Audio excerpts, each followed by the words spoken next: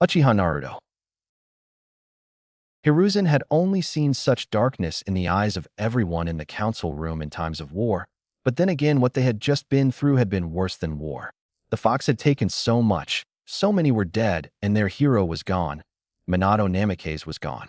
Even from the civilian side whose eyes were usually filled with bliss from their ignorance from the real world. He saw it in most of their eyes, the look of a ninja who had lost a comrade. He held a baby in his hands. The boy's name was Naruto. Naruto Namikaze Uzumaki, the son of the hero of the leaf. Minato, I'm so sorry you'll never get to see him grow up, was all Hiruzen could think. Let us begin, said Hiruzen, who had retaken his place as the third Hokage. With that, everyone quieted, well as much as the room could, because almost everyone was already silent. It was a loud silence, though he could almost hear the tears of Konoha itself crying with its people. I need a full damage report including death tolls and damage to property from all the clans, regular ninja, and civilians. Also for the time being, D-rank missions will be suspended. Also Tsunade, Jiraiya, and myself will be taking full control of the academy by creating a new curriculum, which will focus on Fuinjutsu, medical ninjutsu, ninjutsu, jinjutsu, and more advanced taijutsu. Finished the Hokage. He saw nods from around the table. Hokage-sama, who is the child you are holding? Asked Mabuki Haruno, the newly appointed head of the civilian organization, the Allied Mothers Force, and a woman who was soon to be a troublemaker, just like her mother. This is the one who saved the village hidden in the leaves. This is the boy whom the fourth sealed the Kyuubi into. With this, the civilians looked terrified, while the shinobi clan heads who knew that the Kyuubi could not be killed and had no fantasies of its death nodded in understanding. This is the heir to the Uzumaki and Namikaze. He is also the boy who sealed the negotiations with Suna. He is to marry the Kazekage's eldest child. We must kill the boy now before he kills us all and destroys the V. Mabuki, along with many civilians, began, but they could not finish their sentence as the room was drowned in killer intent by the two men that were usually the most calm. Fugaku Uchiha and Hayashi Hyuga, the newest clan heads of Konoha's most powerful clans and the Minato's teammates. You threatened to kill the son of my former teammate again, and there will be one more on the civilian death toll. Fugaku said. I concur, stated Hayashi. Now the boy will not be killed, and no one who does not have my special permission will make sure this news does not leave the council.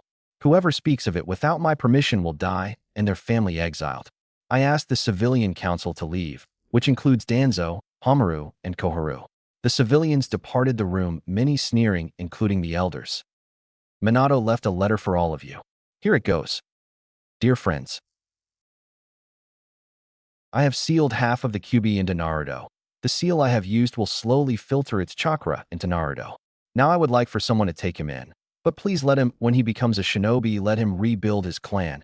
And let him keep the Uzumaki name, at least adding yours. Also, Kushina wants whoever adopts him to let him play with Mikoto and Hitomi's kids.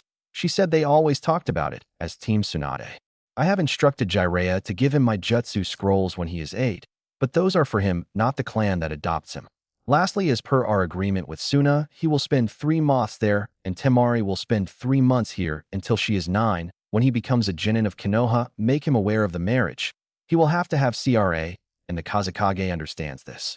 360000 Ryo will be given to Naruto adoptive parents every year. Thank you. Minato.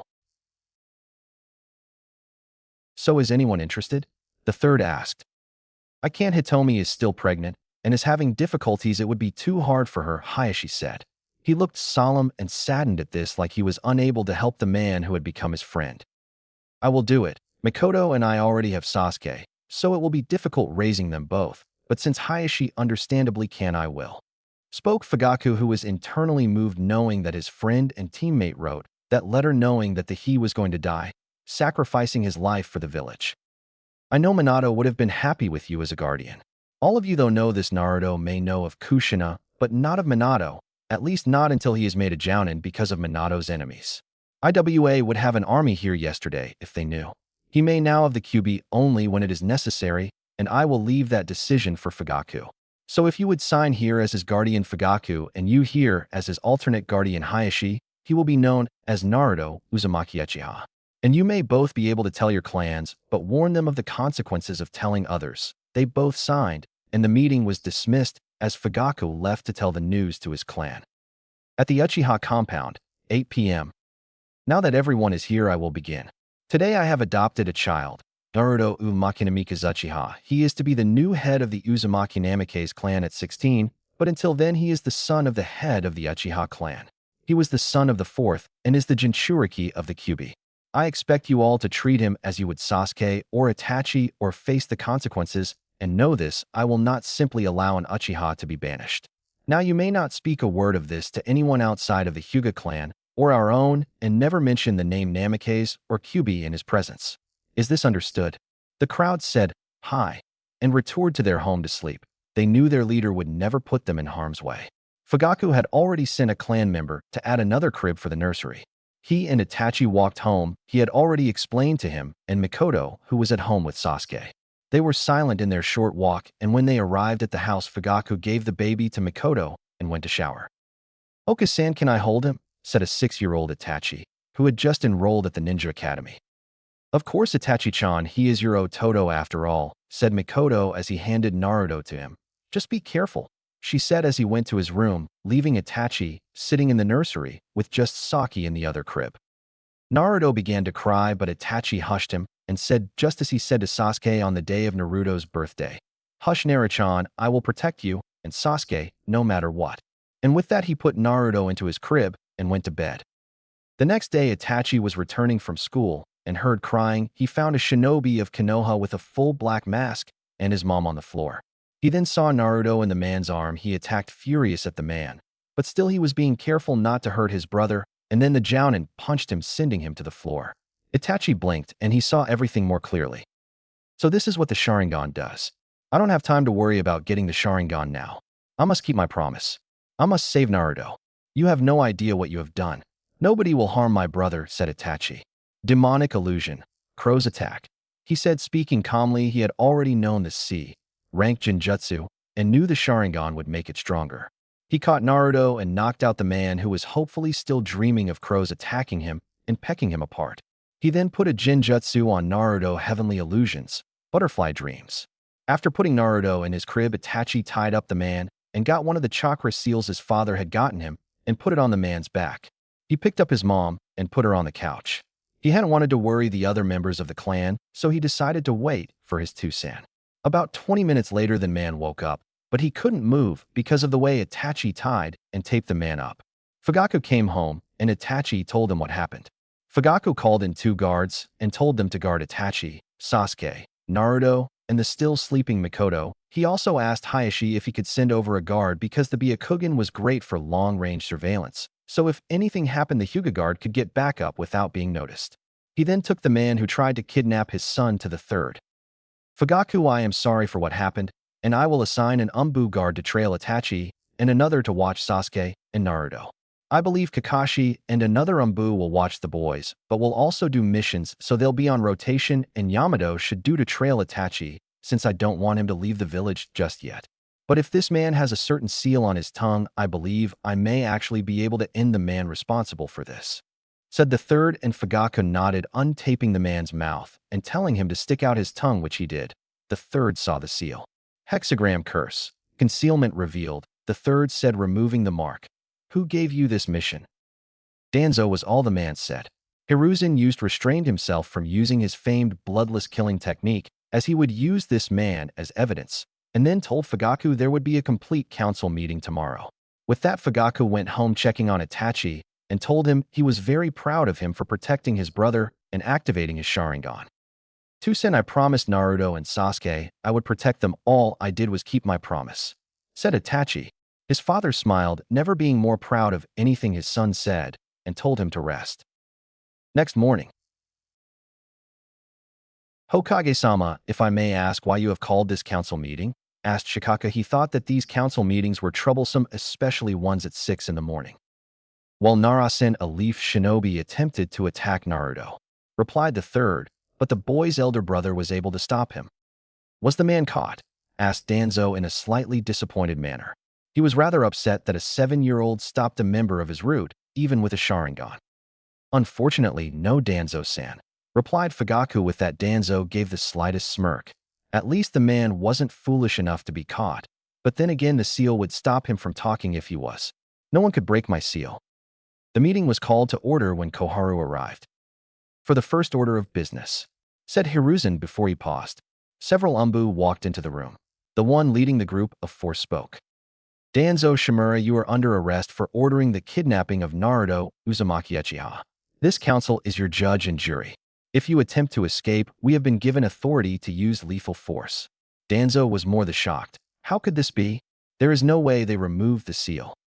You can't do that. He is an elder of the village, shrieked the local harpy, known as Mabuki Haruno, especially not for some demon brat.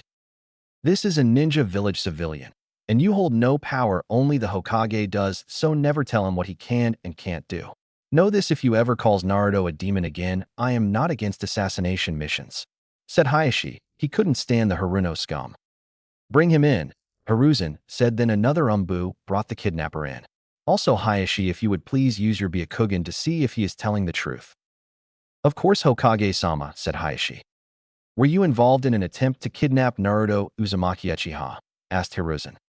Yes, responded the man. Did you act on orders from a superior? Asked Hiruzen again. Yes, said the man again. He had the emotion trained out of him, but you could still hear a tinge of disgust. Who was your superior? He asked for the last time.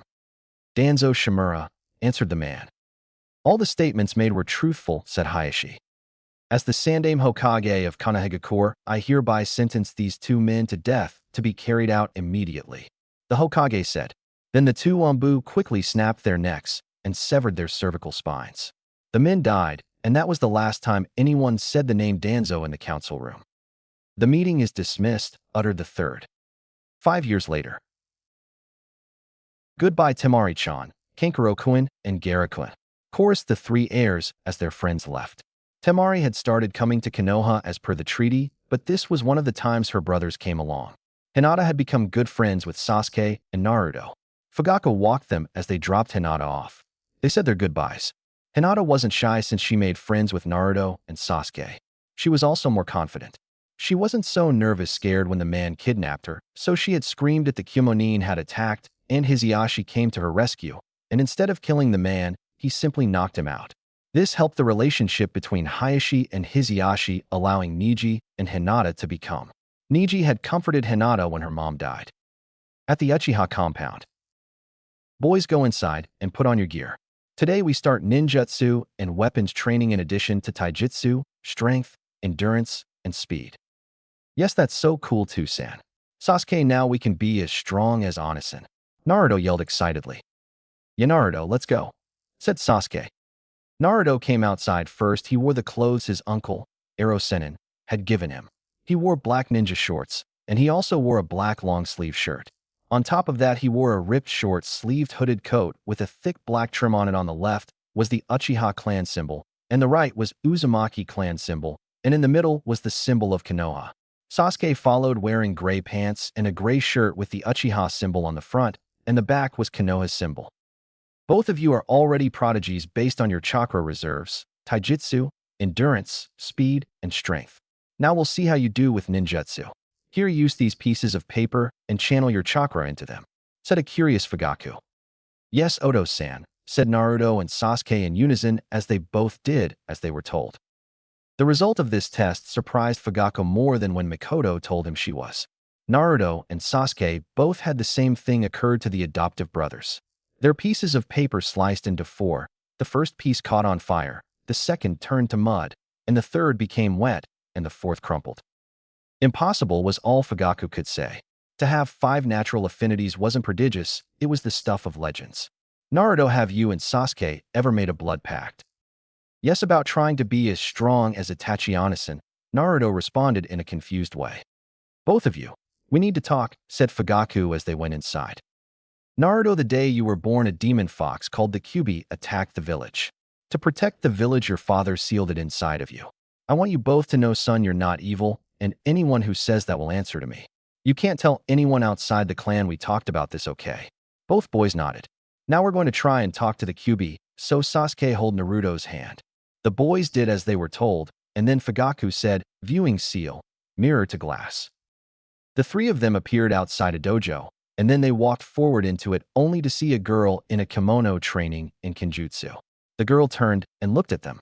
It took you guys long enough to find me. I mean, now we can talk about how I changed the dojutsu of Sasuke and Hinata and gave one to Naruto. You're a woman, said Fugaku. Kyubi went on to tell them her name was Kurama and how she was tricked into attacking Konoha by a man with the Sharingan and also how she could see whatever Naruto could see. I remember you saying something about changing their eyes. What was that about? Fugaku asked. That is simple. I enhanced those two dojutsus for Hinata's Byakugan. This is what I did. I call it Byakugan no Kitsune. It enhances the user by allowing them to control chakra flow by using the style on these scroll. Also, it allows complete 360 vision, and it is always on once you activate it for the first time. It is always on though the depth and X-ray vision can be adjusted. It also costs chakra. As for Sasuke's Sharingan, it is known as the Universal Mangekyo Sharingan. It is the perfect Sharingan with the powers of EMS with the ability to create things out of thin air and less chakra cost, and it will activate in a couple years when the DNA is finished modifying. As for Naruto, he has the Byakugan. He will be able to seal things without the paper, also use of Yin and Yang chakra, and lastly, he can awaken bloodlines as well as copy them, but he can only use one at a time. This means the three of them will be the most powerful shinobi of all time. Fugaku stammered, shocked at what he heard. At that they left unexpectedly, and Fugaku alerted the Hokage and Hayashi. 3 years later. Naruto, Hinata, and Sasuke trained hard with Fugaku, Hiruzen, Hayashi, and Jiraiya. Their new abilities remained a secret from everyone else though. Sasuke and Naruto woke up and rushed out of their room. Today was their first day at the academy. They went downstairs to the breakfast table to have the waffles their mother had prepared. Itachi Onisan, the boys yelled when they saw their brothers as a chunin. He was hardly been there. What do you two think? I would miss my brothers before their first day at the academy, Itachi said, ruffling both of the boys' hair. Thanks, Itachi, and we have to go now, Naruto said. I'll walk you two there, Itachi said. Yes, Sasuke and Naruto spoke in unison. The boys made their ways to the academy, walking together ahead of their brother. Most of the civilians knew by now not to bother Naruto when he walked with his mother, father, or older brother. Today, though, some of them decided to glare at him anyway. These glares were met by Itachi, who had his 3-tomo Sharingan activated. The civilians rushed away in fear. The boys walked into the academy after Itachi waved them goodbye. Iruka introduced himself and began his lecture. Today we're learning about Konoha's clans. It just so happens that we have someone from almost all major clan, so I'll allow them to introduce their clans to the class. Iruka said, we'll go in this alphabetical order. I am Aburame Shino, said a boy of normal height. He wore shorts and a coat with a hood he kept down at all times. I am of the Aburame clan. We are known for our use of chakra-devouring Kikaichu bugs in battle. We breed our bugs, and they live in our bodies. Shino finished. The civilians of the class had a disgusted look on their face. Those of clans knew of the Aburame prowess and were undisturbed. I am a Kimichi Choji, said the boy with spiky, brown hair and swirl marks on his cheeks. He had a more robust physique like his other members of his clan. We use techniques that enlarge parts of our bodies to attack. My clan is also famous for my father's inclusion in the formation of Inoshikacho. Choji then looked away sadly as a couple of the civilian girls commented on his size. I am Hyuga Hinata, a member of the Hyuga clan. We are one of the strongest clans of Konoha, known for the Byakugan. We, along with the Uchiha, hold the only bloodline as well as Dojutsu in Konoha, Hinata said in her tight white and purple jacket. She wasn't self-conscious of her development, and so she wore a simple jacket with her clan logo on the back. I am Kiba of the Inazuka. We are known for our tracking abilities as well as our dog companions, said the boy who smelled like dogs. He had marks of teeth and a puppy on his head. Some of the civilians talked about how cute the dogs. We use shadows and my dad was an Inoshikacho, said the Nara boy. He didn't say it in a mysterious way that would take too much energy. He said it in a much more lazy way. That's all, he was lazy. We are of the Uchiha. We are a clan of both shinobi and civilians. We have the dojutsu known as Sharingan, said Sasuke in the ninja garbs he had worn since he was 5. Our clan also helped the Senju found Konoha. Naruto finished for Sasuke, also wearing the same ninja garb. You're not a real Uchiha, you fiend, yelled the harpy in training known as Sakura. Shut up, and that's my last name, you clan less civilian. Naruto didn't usually get mad, and he definitely did not like. He loved Tucci and Ayam from the ramen stand he frequented, but he hated when people said he wasn't a real Uchiha. Huh, and why should I? My mom said, I don't have to respect you. My mom said, I don't have to, screamed Haruno. Then listen to me and silence yourself while we continue our lesson, Sakura, said Irika. Sakura knew better than to argue with her sensei, so she just shut up. Ino finished the lesson, and since it was the first day, Irika dismissed them after lunch. The two boys walked Hinata home and turned toward the compound. The boys just stood at the gate staring out. They were in shock. Everyone was dead. They saw Itachi on the floor and ran toward him. Onisan, what happened? Asked Naruto, sniveling. He and Sasuke had lost all their family. Madara is alive. He came back to kill us. Don't avenge us, my brothers. Break the curse of hatred. Love, don't hate. Sasuke, Naruto, said Itachi before he died. That was the moment Naruto unlocked his Baijigen. It was the first time he had really lost someone. He and Sasuke knelt over their older brother crying, and when Naruto put him equals S arm over his brother, he had accidentally activated his brother's Sharingan. The boys cried until they passed out from grief. The next day, the boy found themselves in the Hyuga compound. They came out of the room they were in and went to the dining room. They had spent a lot of time in Hayashi's house with Hinata. They found Hinata, Hayashi, and Hanabi in the dining room. Hayashi Ajisen, why are we here? Asked Naruto, sad about what happened yesterday, but also remembering what his brother had said about not hating. Sasuke had felt the same sadness, but also remembered what their brother had said. Naruto, Sasuke, after what happened yesterday, they didn't want you two to stay by yourselves. I decided to take you in until you were Genin, and then you can move back into the Uchiha compound. The boys nodded in understanding and went to school with Hinata, while Hayashi went to the council meeting. In the council room, everyone had arrived, and they were quiet. Let us begin. Sasuke will now also have the CRA enacted upon him. We have selected to put Sasuke and Naruto in the care of Hayashi. Yes, of course, Hokage-sama. I'd also like to write up a marriage contract between Naruto and Hinata, Hayashi stated. Of course, Hayashi. He'll be notified when he makes Genin, the Hokage said. Naruto and Sasuke didn't talk to anybody at the academy that day. Eventually, they lightened up in the academy, and later on they began talking to people in the coming weeks.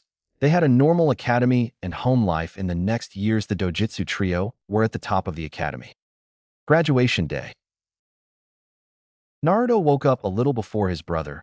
He decided to try what Hinata had shown him yesterday and make boiled eggs. Hinata was trying to show the boys how to cook since they would be living on their own. You could say he succeeded in his attempt to make them. That is, if you don't mid pieces of eggshell stuck onto your egg. His brother woke up and choked down the breakfast his brother had made. Naruto and Sasuke both prepared for their last official day of school and then waited for Hinata just outside of the gates. Hinata came out and greeted the boys as they made their way to school. As they walked, they ignored the stares and glares of the ignorant villagers.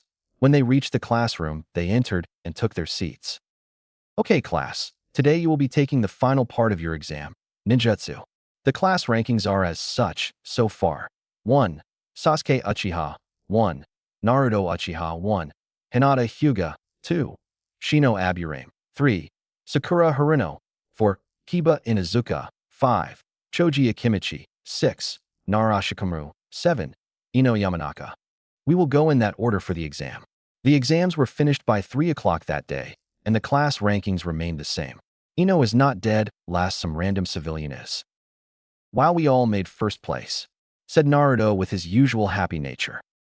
Yeah, but I mean we were trained by a Sannin, so it really wasn't fair not to mention our eyes, replied Sasuke. Well, we all agreed not to use our eyes, said Hinata. Anyway, you guys want to go get something to eat? Okay, the two boys responded in unison. The group went on to eat at Korean barbecue, much to the displeasure of a certain blonde-haired boy. Not that the other two hadn't grown to like ramen, it was just that you had to eat other foods once in a while. The group sat down for their midday meal talking about their classmates, when suddenly an Umbu appeared stating that the Hokage requested the boys' presence in his office. The boys nodded and the Umbu left. The boys paid for the bill. Telling Hinata goodbye, the boys went on into the village towards the Hokage tower. Hi, we have a meeting with the Hokage, Naruto told the receptionist. Go on in. The receptionist responded uncaringly. Thanks, both boys responded simultaneously as they went into the room. Hi, Hokage Ajisen, Naruto said as the boys came into the Hokage's view. Oh, Naruto-kun, Sasuke-kun, I'm glad to see the both of you. Now that you are Genin, there are certain things that you must learn of, the Hokage told the two boys. But don't we still have to take the second test? Sasuke asked. You do, but I have confidence in the both of you. So I will tell you today. The Hokage replied, smiling. Now have either of you heard of the CRA? Asked the elderly, but still incredibly powerful man. No, replied them both. The CRA is something that the council imposed. It stands for Clan Restoration Act.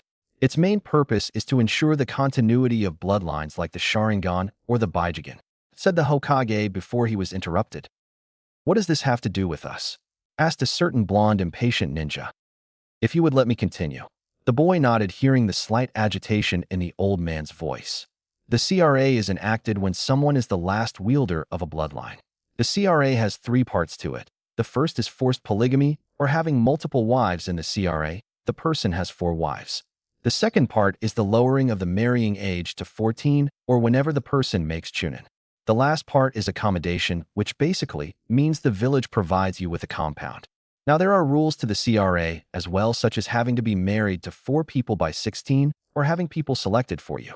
The next rule is that each wife must have 1 child or be pregnant by her 18th birthday. This, and the clan must start or have a taijutsu style associated with it. Now the reason I am telling the both of you this is because you both have had the CRA enacted on you. WHHAATT, yelled a shocked Naruto. He couldn't believe not only would he have 4 wives by 16, he would have 4 kids by 18, and what if Hinata didn't want to share him? Even though he never said anything he liked her, even Sasuke knew it. Naruto, you already have 2 engagements, said the Hokage. Who? Asked Naruto, again in a state of shock. I mean, getting married was one thing, but having 2 out of 4 wives already selected for you was a whole other thing. Temari Sabuko and Hinata Hyuga. The Hokage responded. He understood the boy's hysteria. This was a lot to take in. I am marrying Hinata-chan. I wonder if she knows, Naruto thought. No, she probably doesn't, and Temari-chan to that explains why I always went to Suna, and she always came here. But I haven't seen her in about 5 years. I wonder how she has changed. Hokage Ajisen, I was wondering, where will Naruto be living for his clan compound? Asked the raven-haired boy. He was worried about his brother moving. He was all he had left. Well, Sasuke, I have decided to split the Uchiha compound between the new Uchiha clan and the Uzumaki clan, said Hiruzen, smiling. He didn't want to split the boys too far apart. Awesome, our clans will be next to each other. Naruto exclaimed. It was comforting to know he and his brother would go through this together. Well, looks like he will always be right next door, thought Sasuke in relief. He wasn't losing his brother. Oh, I forgot. Congratulations to both of you for passing your test. And also I made a few changes to the compound, so I hope you'll be happy. Now go get some dinner and go home. I had your stuff moved this morning and decorated both of the main houses already. The Hokage continued. That will be all. The boys left and had dinner with the Hyuga one more time. They agreed not to discuss anything with Hinata just yet. After dinner, the boys walked to the place where their lives had changed. Neither of them ever visited the place. It would be too sad. Naruto swiped his blood over the gate, activating the blood seals Hiruzen had placed. The boys were shocked. There was one road in the middle. The long lines of interconnected homes in the back were 2 meeting houses, 1 for each clan. At the front were 2 houses in front of each row of homes. They were the clan heads' houses. The left was the Uzumaki, and the right was the Uchiha. It was so different, and both of the boys were glad of that. It did not remind them of that event. The boys moved to their separate homes, getting ready for the team assignments the next mornings. In the council room. As you all know, we'll be assigning teams today. Know who wants to give their suggestions first? The aging Kage asked. A medium-sized man with wild but slightly spiky hair moved forward. The man wore his headband down over left eye and a mask over the bottom of his face. The Cyclops ninja was none other Kakashi Hatake, or Kakashi of the Sharingan. He was now the only person to still have the normal Sharingan. Hokage-sama, I have an idea for a team, one that I believe will one day surpass even the Sannin. I propose a team of myself, Naruto Uzumaki Uchiha, Sasuke Uchiha, and Hyuga Hinata. Hokage-sama, with all due respect, that would create a power vacuum among the teams, said the tall, beautiful woman with the piercing red eyes who was a first-time Jounin sensei. I agree, Kurenai. What do you have to say to that, Kakashi? They already have perfect teamwork, not to mention that Hinata's new Jukin would be wasted on the tracking team Kurenai wants to form. Also, we would have a close range, a close to mid-range, and a mid to long range. It is the perfect team. At the Uchiha and Uzumaki compound. Are you ready? Naruto questioned his brother before they made the last of their daily to the academy. You know I am. I can't wait to see what team I am on and what sensei I have. Let's go, replied Sasuke, eagerly awaiting his future as a ninja. The boys walked to the academy. They were beyond excited. They took their seats and saved the chair at the end of the row for Hinata. She walked into the room and took her seat next to Naruto. Then in the midst of all the yelling going on around them, the most unexpected thing that could have happened. Hinata-chan, I was wondering, well, I like you, so I was wondering if you wanted to go on a date with me, asked the nervous Naruto. He was worried because even if they were going to get married, what if she didn't really like him? The girl paused, not because she had to think of the answer she would give him, but because she was in shock. She liked Naruto, but she never believed the boy would reciprocate. Yes, Naruto, I would love to, responded to Naruto, and also Sasuke, who knew he would have to listen to his brother's sorrow if she said no. It would also have added a certain awkwardness to their friendship. Well, I'll pick you up around 7:30 tonight at the compounded, said Naruto, smiling at the blushing girl. Just as Hinata was going to respond, Iruka walked into the room. Hello, class, or should I say future shinobi of Konohagakure. Today you will be assigned to teams. That Hokage-sama assigned himself based on your strengths and weaknesses. Team 1. Team 7 Jounin Sensei will be Kakashi Hitaki, and the Genin will be Sasuke, Uchiha Naruto, Uzumaki Uchiha. And at that moment, all the girls began praying to be selected to this team, Naruto and Sasuke fangirls alike. Hinata desperately wanted to be on a team with her two friends, and she didn't want someone to steal Naruto from her. A certain girl of Konoha's Harpy clan thought that she would put up with the fake Uchiha, who her mother said was a demon, if it meant she could be with her Sasuke-kun. Hinata Hyuga.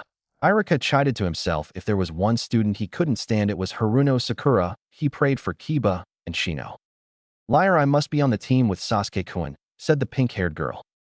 Sorry, but these are the teams chosen by Hokage-sama, the Chunin said. Team 8 Kiba Inuzuka, Aburame Shino, and Haruno Sakura, and your sensei will be Karini Ayui. Just my luck, bug boy and dog breath, thought Sakura.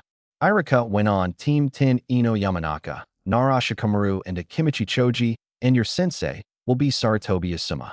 Those are all the teams, so I'll be leaving. Your sensei should arrive soon. Iruka finished and left the room. Jounin Sensei entered the room, leaving with their students one by one until just Team 7 was left. They sat as the hands on the clock turned at what seemed like half speed. Then Naruto decided that now would be a good time to test his Byakugan fighting style against the Jukin. Naruto wanted to learn the Jukin, but the Hyuga elders would never allow it. So instead, he began working with some of his mother's taijutsu scrolls of the Uzumaki fighting style. He tried turning the art known as Yuzu no Mai, or Dance of the Vortex. He managed to change it slightly to fit his Byakugan no Kitsune better. He had also learned how to improve his clan's native Kenjutsu style, Kazetsufu no Ha, by hitting the points of the body with the lowest amount of chakra, so even a small cut would be more painful. The other two told him that they should just wait for his sensei, and Naruto agreed, so he used his Byakugan to place a little electric pulse seal that would shock the next person who touched.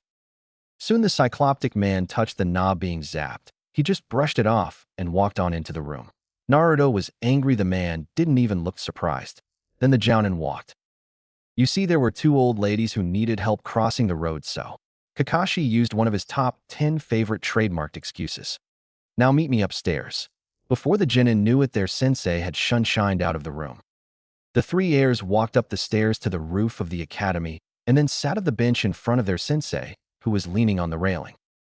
Well, now that you are here, how about we get to know each other better by telling each other our names, likes, dislikes, and your dreams?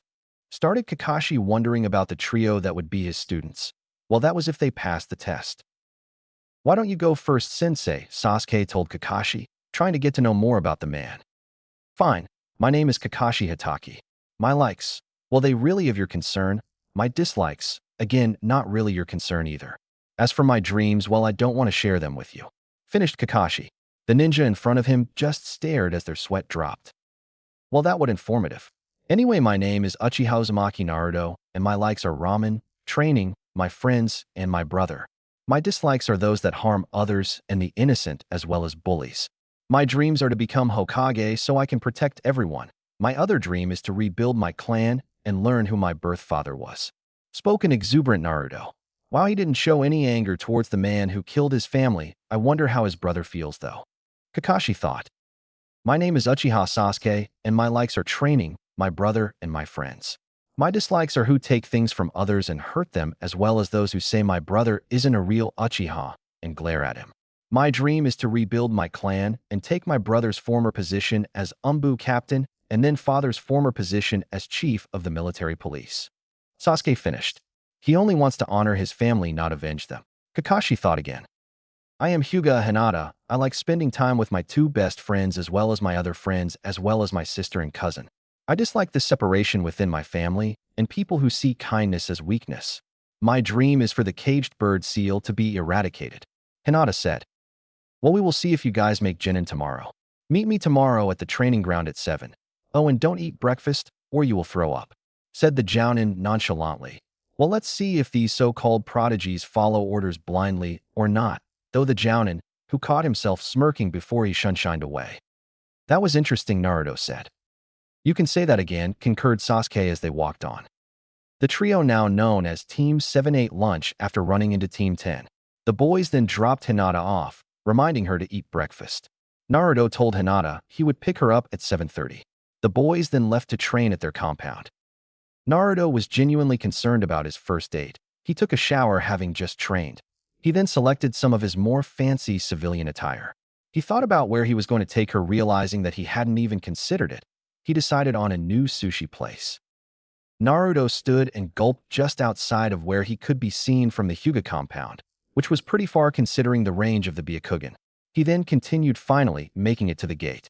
When he approached the gate, he found a single guard. Naruto-sama, the branch member said. They began calling him that after he moved in with the main family. Lord Hayashi wanted to speak to you before your date with Hinata-sama. Naruto nodded, not trusting his voice. If there was one person that scared him, it was Hayashi. In his time with the Hyuga, he had seen the man go from kind to terrifying, and now he wanted to meet with him. The boy slowly walked to the man's office. Anyone could read the fear coming off of him. He was like an open book. He walked into the office, and in front of him sat Hayashi Hyuga. Naruto-kun, I see you got my message. There are some things we need to discuss about dating my daughter. First, although you will marry her, she will remain a virgin until marriage, and the second is that even though I have treated you like a son for the last 4 years, if you ever hurt her, let me just say Baijigen or not, your line will not continue. Do I make myself clear? Of course, Hayashi Ajisen, said Naruto. But know this, if I hurt Hinata, you won't be able to hurt me, because I would already be dead. Hayashi smiled at the nobleness of the boy's words. Does she know of the engagement? Naruto asked, and as he did, a thought that scared him to death came upon him. 2 of my in-laws are a clan head and a Kage. Just great. No, she doesn't, and I ask you to let me tell you, stated Hayashi. Of course, Ajisen, Naruto replied, and with that he turned out of the office. He walked out and saw. At the gate was Hinata facing his way. The Hyuga girl was wearing a light gray kimono that highlighted the light lavender shade in her eyes. He walked toward her with butterflies in his stomach. Little did he know that Hinata also had butterflies. Hello, Hinata-chan. Are you ready? The boy asked, worried about his voice the whole time. The girl nodded in response, not quite as confident in her voice. Well, let's go. I thought we could have dinner at this new sushi place and then go for a walk. The girl smiled and nodded again. The 2 preteens walked hand in hand through the city, both of them smiling. They came to their table in the restaurant. They ate and just talked. Naruto paid when they finished. They then walked up to the Hokage mountain. Naruto showed her how beautiful Konoha was when you saw it from far up. The new couple sat there. Hinata leaned into Naruto's shoulder. Realizing it was close to 10:30, Naruto walked her home and gave her a small chaste kiss goodnight. They both blushed. Naruto walked home wondering what Hinata thought of their date. He then went to sleep. He did, after all, have a very important day tomorrow. The next day, all members of the Genin team ate breakfast, and the Genin made it to the training ground. Their Jounin sensei, however, stood in front of a stone for 2 hours lost in thought. When Kakashi arrived, he found his team talking, apparently not caring he was hours late. All right, Kakashi said, trying to get their attention. Today you will each try to get these 3 bells from me. Whoever doesn't gets tied to a post while we all eat lunch. There is no point trying to break their teamwork, so let's just see what they got. And looks like they all ate breakfast, considering none of them looked fazed when I talked about lunch. The Jounin thought. Begin, he finally said. With that, a series of unfortunate events began for Kakashi. Mass Shadow Clone Jutsu, yelled Naruto. About 100 clones surrounded Kakashi. He didn't know that both Hinata and Sasuke were both hidden among the clones, and that cost him. After about 50 of the clones got extremely close to Kakashi, Sasuke shouted, "Doton, Earth Dome." With that, a small dome concealed the clones, and what happened next shocked. You will see the pun later, Kakashi. Several clones threw out storage scrolls that held water that ended up filling the dome. Then in front of Kakashi were 3 Naruto who formed a seal and then mouthed, "Right on." Paralyzing shock, Kakashi quickly switched with a piece of wood, but he didn't realize a Naruto clone had already taken the bells. Kakashi realized this as he exited. "Well, you got me, congratulations, you all pass, but next time I want to see more out of Hinata," Kakashi said. Then he realized that she was right next to him ready to fight him had he said anything different. Never mind, here's your lunch. The group ate and went to Hinata's house. Kakashi went to the meeting with the Hokage. Team 1 fail, said a Jounin, obviously not happy. This trend continued until it was Kakashi. Team 7 passed the improvised bell test by taking the bell test. Kakashi sounded ashamed at the fact he had been beaten. Team 8 pass, said Kurenai. Team 10 pass, said Asuma, who actually didn't give his team a test. The next 4 months went by quickly for Team 7. They completed 15D ranks and 5C ranks. That was until the day they got the wave mission. Hinata and Naruto grew closer. They kissed in the open and went to dinner often. Sasuke and Ino started a relationship. That was once Ino got out of her fangirlness. Sasuke walked towards the compound. It was Ino's family house. The girl that had been his top fangirl. Apparently, she had become a more focused kunoichi in the past 4 months. He thought about her asking her out at the academy, but then again, he didn't want some yes girl, he wanted someone strong and independent. He had decided that if she was being a more serious kunoichi, he would give her a chance. He had already decided that he would tell any girl he went out with about the CRA on their first date. They deserved the information. He finally came to the door and knocked. Ino opened the door. "Sasuke-kun," yelled an overly excited Ino. "Wait, he only started to like me because I stopped being a fangirl," thought Ino. "Where are we going for our date, Sasuke-kun?" The girl questioned, trying to sound more mature. "Well, I guess she hasn't completely grown out of being a fangirl, but the more we hang out it should go away," thought the young boy. The 2 teens wore their best clothes. Ino wore a purple silk kimono with a white lotus pattern. Sasuke wore a black kimono with black trim and 3 red tomo on the back. "I figured we could go to this sushi place my brother told me about. That is if you like sushi." Sasuke responded to the girl. Naruto said Hinata liked the place, so it sounded good to him. "That sounds great," the girl responded. They began to walk toward the restaurant, taking in the all too familiar sights of Konoha. They were about halfway to the restaurant when Sasuke decided to break the silence that stood between them. "So Ino-chan, what is it like to be on Team 10 with Asuma-sensei?" asked Sasuke. It was strange, he found himself nervous. This was unknown territory for him, being on a date. Ino, listening to his question, did not fail to notice the addition of Chan to her name once again.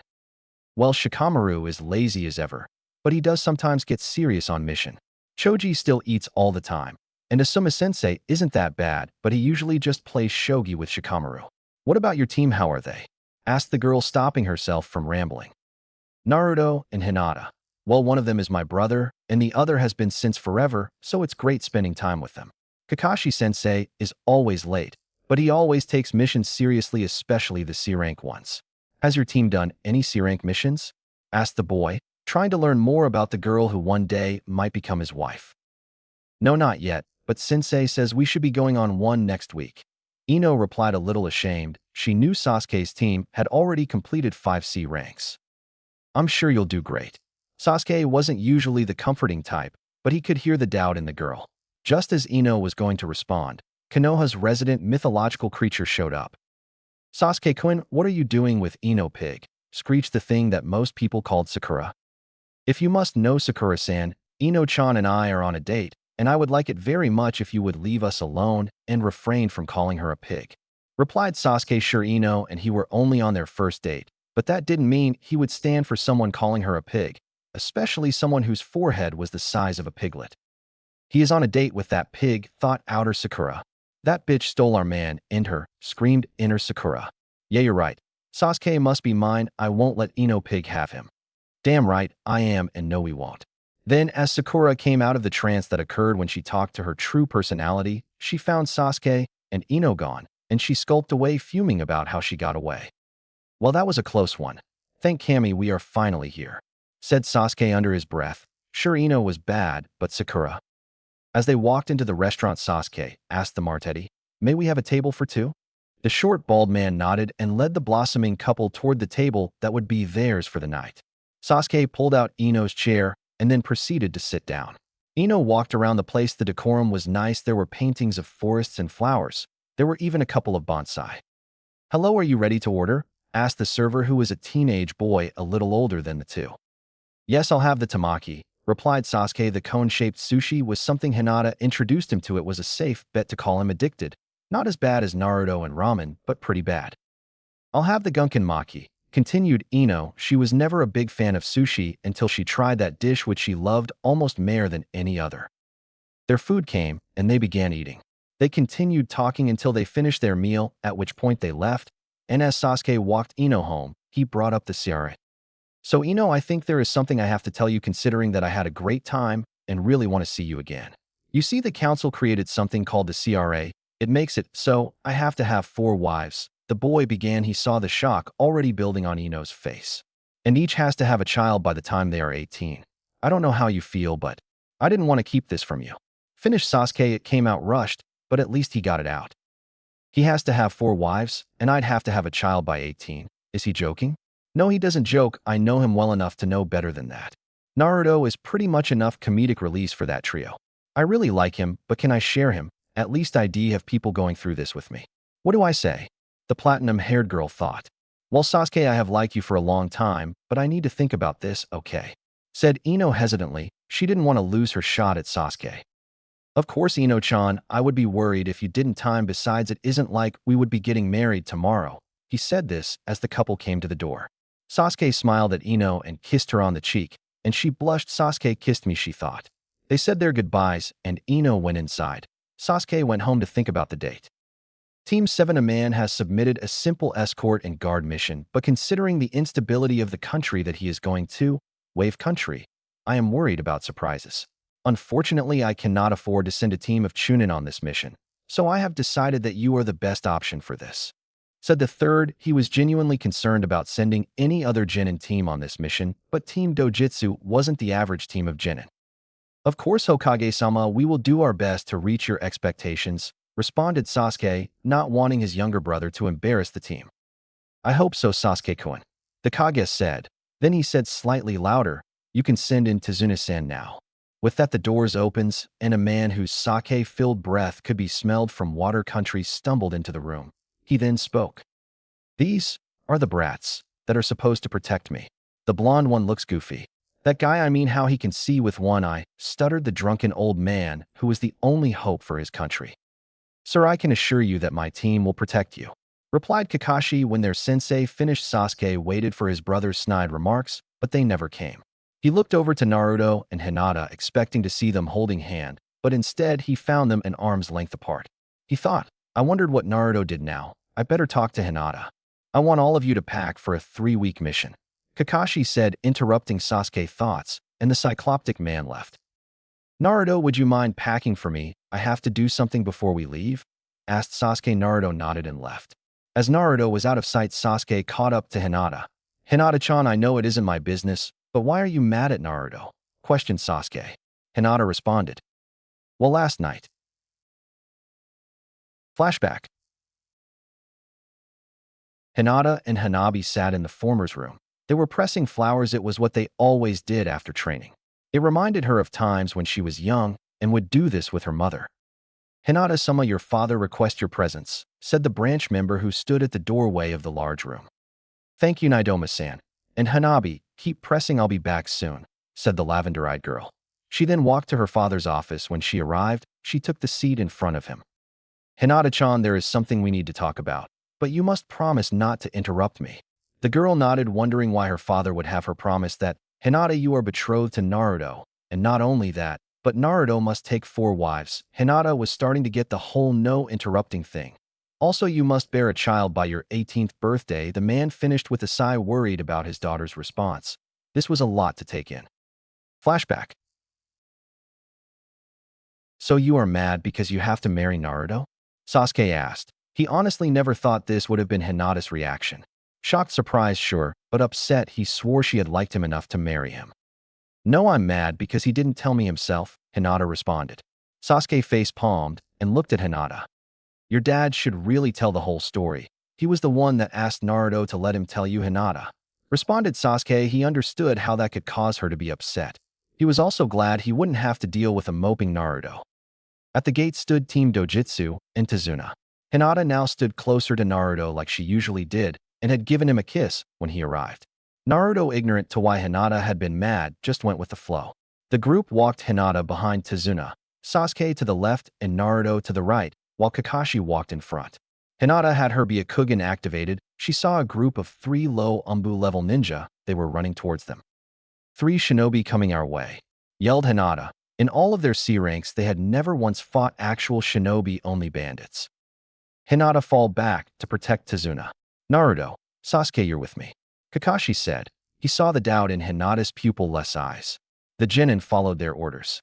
Then 3 ninja landed on the ground in front of them. They all wore Umbu masks. Kakashi Hatake, also known as Kakashi of the Sharingan. You are losing your touch if you think a couple of genin could take out the IWA extermination unit, said the headman. All 3 wore standard Umbu garb. Kakashi had heard of them. They were a group. They were a division of Umbu that was unique to IWA. Their task: eliminate people found in the bingo book.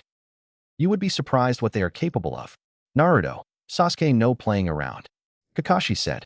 Naruto and Sasuke understood, so they both activated their UMS. This was the first time the UMS would see outside the walls of Konoha. Katan, Gakakyu no Jutsu. Sasuke and Naruto both yelled this was Plan Delta, so it was distract and paralyze. You must be crazy if you think that will take us out, said the arrogant leader of the IWA team. What he didn't know was that there were 3 people behind them. Naruto's eyes changed as the 3 stepped back. 3 Naruto clones in back of them with Byakugan activated quickly yelled, 121 points. Chakra release. When Naruto said that Hinata's Byakugan saw what it did, it opened 121 Tenketsu, completely causing the recipient to barely have chakra. Then Naruto walked up, placing paralysis tags on the 3. He then promptly passed out. The 3 of you go ahead. I need to take care of this, said Kakashi. Sasuke nodded as he picked up an exhausted Naruto. The combined chakra use was a lot. The UMS and Byakugan along with AC and S rank jutsu used a lot of chakra even for him. The quartet walked on until Hinata saw a puddle. The 3 thought it odd since it hadn't rained in days. Hinata took out one of the custom right-on paralysis tags Naruto had given her. She placed it in the water, stepped back, and then activated it. Suddenly 2 ninja burst out of the water, shaking at the force of the right-on. Then after the convulsing stopped, the 2 lay paralyzed on the floor. Then Kakashi jumped out of the tree beside them.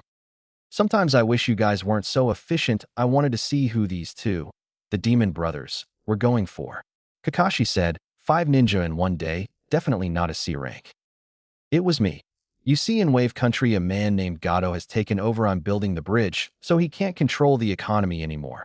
I knew he would send ninja, but this was all the money my countrymen had, and we still couldn't get a B rank. I'll understand if you want to leave. I just hope they leave me in one piece for my daughter and grandson, said Tazuna, playing for sympathy.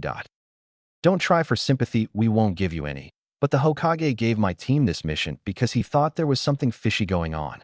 This team is the most powerful genin team in the village, so you're in luck, Kakashi said.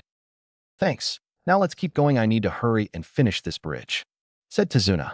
The group walked on. Hinata's Byakugan saw 2 ninja. One had the same power as Kakashi.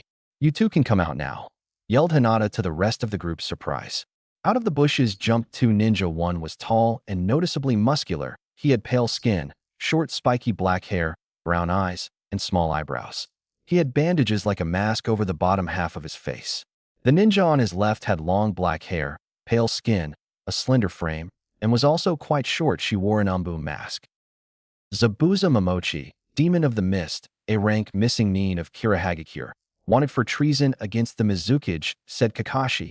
The man before them was dangerous, not to mention the added threat of the girl in the hunter nin mask. Kakashi of the Sharingan, it is an honor that you know my name. You were a kill on sight in the bingo book when I was one of the 7 swordsmen.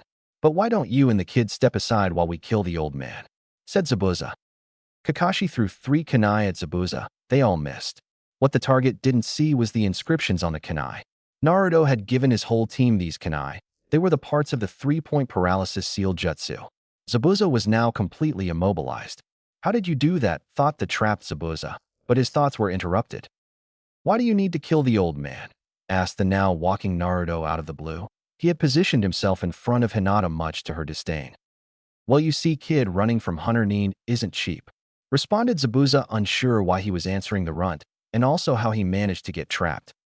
Well, if you want to get away from Kiri, I have an idea. You set up a meeting with your employer Gato, and take him out helping us complete our mission, and then when this mission is over we take you back to Konohagakure under the protection of my brother and I, giving you amnesty," said Naruto. Kakashi was shocked. Not only would Zabuza help with the mission, but it would eliminate the risks involved, and as a plus Konohagakure gets an A-rank Nin. "That sounds great, kid, but your brother, and you are just Jinin. How would your protection help us?" asked the skeptical Zabuza. "Well, actually, Zabuza, Naruto, and Sasuke's protection would make you untouchable," said Kakashi, who at this point was on board with the plan. "Well, if that's true, then I like this idea of yours," said Zabuza. Amnesty sounded great. No more running, and one day he would go back to the mist and become the Mizukage. "Tazuna-san, when can the bridge be done if you have 200 more workers?" asked Naruto. "Well, I don't know where you are going to find 200 extra worker that will work for free, but it would take 1 week to finish," responded Naruto, wondering about finding 200 more people. "Well, Zabuza, meet us at the bridge in a week and make sure Gato is dead," said Naruto, wondering if he could trust the man. "I'll be there. Just make sure you can follow up on your end of the bargain," said Zabuza. With that, Zabuza and Haku left to their base. Team Dojutsu went on to the home of Tazuna. "Tsunami, Inari, I'm home," yelled Tazuna. The group hadn't seen him this happy the whole trip. "Thank you so much for keeping my father safe. Now how about we have dinner?" The woman the group assumed was Tsunami said. They walked and sat down at the table. Then a young boy walked in. "Grandpa, who are these people?" asked Inari. "These are the people who are going to help stop Gato," responded Tazuna with a smile at the thought of getting rid of Gato. "You should leave. You are weak. Gato is too strong. He will definitely kill you all," yelled Inari before running away. "I'm sorry about Inari, he's had a difficult life," said Tazuna. "Would you mind telling us what happened?" Hinata asked quietly. "I suppose." Tazuna responded. He told the story of Inari and Kyaza and how greatly Kyaza's death affected Inari. After the end of the story, Naruto got up and went to Inari, who he found on a balcony looking out toward the ocean. The young boy was crying. "Inari, do you think your dad would want you to cry?"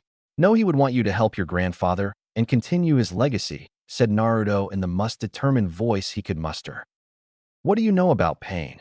asked Inari, not expecting to get an answer. "What do I know about pain?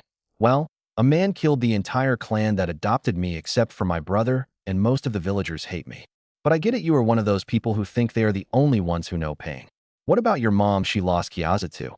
But you don't help her, you're just a baby." "I'm not a baby, it just hurts," responded Inari with a voice caught in despair. "I know, but you can't let the hurt take you over. Use the hurt to carry on the legacy of Kyaza," said Naruto. He didn't want to be too hard on the boy because he thought he got the message. "Thank you," said Inari, finally realizing he had been wrong. The next morning, in a bunker hidden in the forest, Zabuza lay on a bed like he was hurt. This was part of his plan. Then Gato walked in. "You idiot, you let them get away. Some demon you are," said Gato as he moved toward the man who looked helpless. "See, Gato, the thing about demons is you can't really trust them," said Zabuza as he quickly drove a kunai into Gato's neck. "You bastard," the guards said before they tried to hurt Zabuza. Haku quickly sent 2 non-lethal sunbon to their throat.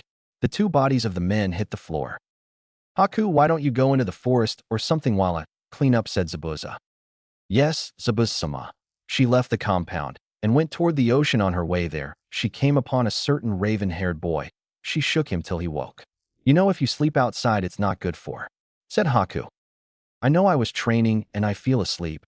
And by the way, I never got your name the other day," replied Sasuke. "My name is Haku," said Haku. "Well, it is nice to meet you, Haku. I have a question for you, though. How did you come to be with Zabuza?" asked Sasuke. He was genuinely interested in how such a pretty girl ended up with a missing Nin. Haku told her story of how her father killed her mother and how Zabuza found her and gave her purpose. Sasuke gave his story of his family's death. They then kind of just sat there for a while.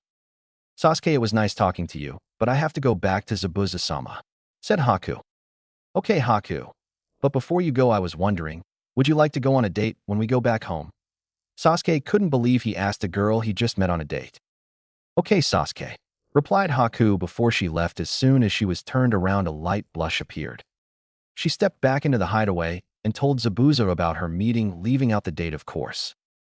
The next day was a busy one. Kakashi got the note about Gato's death as well as the location and decided to take a side mission, so he got the team together. We are going to raid Gato's place for anything that we can get as bonuses for our mission. Okay, Kakashi-sensei, but where is it? Asked Naruto. Follow me, it is only a couple of miles away, said the Jounin, and then the team was off. They ran, and they stopped in the bushes in front of the hideout. All right, Hinata, tell us how many people are inside, said Kakashi. The place is empty, Kakashi-sensei. It is a large warehouse, but in the back is a large safe, said Hinata, surprised that the place was already abandoned. Kakashi thought the same. Well then, let's go in, said Kakashi. They went into the underground base. There was nothing but empty crates and chairs inside, so they walked to the safe in the back. Kakashi used a chakra key to open the vault. Inside safe 4 things of insurmountable value. They bore the marks of an ancient clan and a kage. They belonged to the Uzumaki and had the mark of the Uchiha. Naruto looked on as he saw the 4 scrolls in front of him. They would allow him to truly restore his clan. He looked at the scrolls for seals with his Baijigen. Sure enough, there were blood seals on all of them. He activated the seals with a little of his blood. The first one he found contained a full collection of Uzumaki nin and Fuinjutsu. It was safe to say Naruto was ecstatic. He couldn't believe the prospect of having a true clan library. Then he opened the next scroll. It was armor from the first Uzumaki. It was like the armor of the first Uzumaki. It was in the style of the Nidame's armor, but it was black and in red paint with orange flakes. In the front, it had the kanji for Uzumaki, and in the back, it had the kanji for spirit. It was beautiful. It was made of chakra armor that hardened when infused with chakra. Naruto thought, I will definitely wear this when I become clan head. In the third chest was the Uzumaki summoning contract. It said Hydra. Naruto had never heard of a Hydra, but he hoped Bunta would let him sign this with the Toad one. He also told himself to let his future wives and children choose between this and the Toads. In the last chest was something Naruto felt elated about. It was 2 things. It was the rest of the Uzumaki Uzu no Mai style scrolls, as well as a katana. This blade was no regular one. It was the blade of the first Uchiha. The scabbard was black, and engraved in gold, red, and orange was the kanji spirit of the Uzumaki.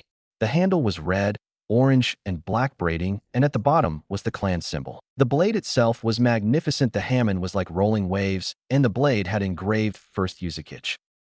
Naruto, this wasn't just Gato's hideout. This was an Uzumaki safe house that was used to store artifacts. The Uchiha and Hyuga also have these, said Sasuke, who was happy for his brother. Naruto, seal this stuff up, and let's go. Obviously, you can keep this stuff since it belongs to your clan, said Kakashi. Throughout the next 5 days, 200 Naruto clones helped with the bridge, and another 100 practiced the newly discovered Uzumaki stuff. Naruto decided to wait till he got back to Konoha to talk to Bunta and the Hydra, while the real Naruto spent time between Hinata and Inari. Sasuke wanted to train to get stronger, so he asked Kakashi to teach him. Kakashi wanted Sasuke to learn Chidori, so he put 50 pounds of weights on Sasuke's arms and legs. It was the last day, and the bridge was done. Unknown to the villagers, a group of 60 men came to take what they were owed since Gato was dead. At the head was missing rock named Deidara. This was his test to join the Akatsuki. They made it to the front of the bridge. Deidara blew up the front of the bridge. Kakashi turned instantly and saw who the man was. The battle ensued. The bandits behind the man were easily handled by Sasuke and Hinata. Kakashi knew Naruto could use the explosion release. You sent a kid to fight me. What a joke, but he'll make a great work of art. Explosion release, clay birds, yelled Deidara. But what happened next surprised even Kakashi. Explosion release, clay birds, Naruto repeated, and at that instance half the birds in the flock turned and went to attack Deidara. The birds all exploded at the same time and covered the two in smoke. The next moment Deidara and Naruto both landed on the ground. Impossible, yelled Deidara. He thought no one out of IWA had it. Oh well, explosion release, great death. All of Deidara's clay went toward Naruto. Naruto strained to fight the clay back. It exploded between the two fighters. Out of the smoke, Naruto saw Deidara on a large bird flying away. That kid was tough, And without the clay, there was no way I could take Kakashi or Zabuza, thought Deidara. Naruto passed out again. It was really tough using a new bloodline. They fixed the bridge in 2 days and went back to Konoha. The town then started saying their goodbyes. Inari was the last and hugged Naruto. Naruto told him to get stronger and help his mom and grandpa whenever they needed it. Inari agreed and went back to the big group. After saying their final goodbyes, the Konoha group with Haku and Zabuza all left across the bridge and headed back home. Hey Gramps, what should we call the bridge?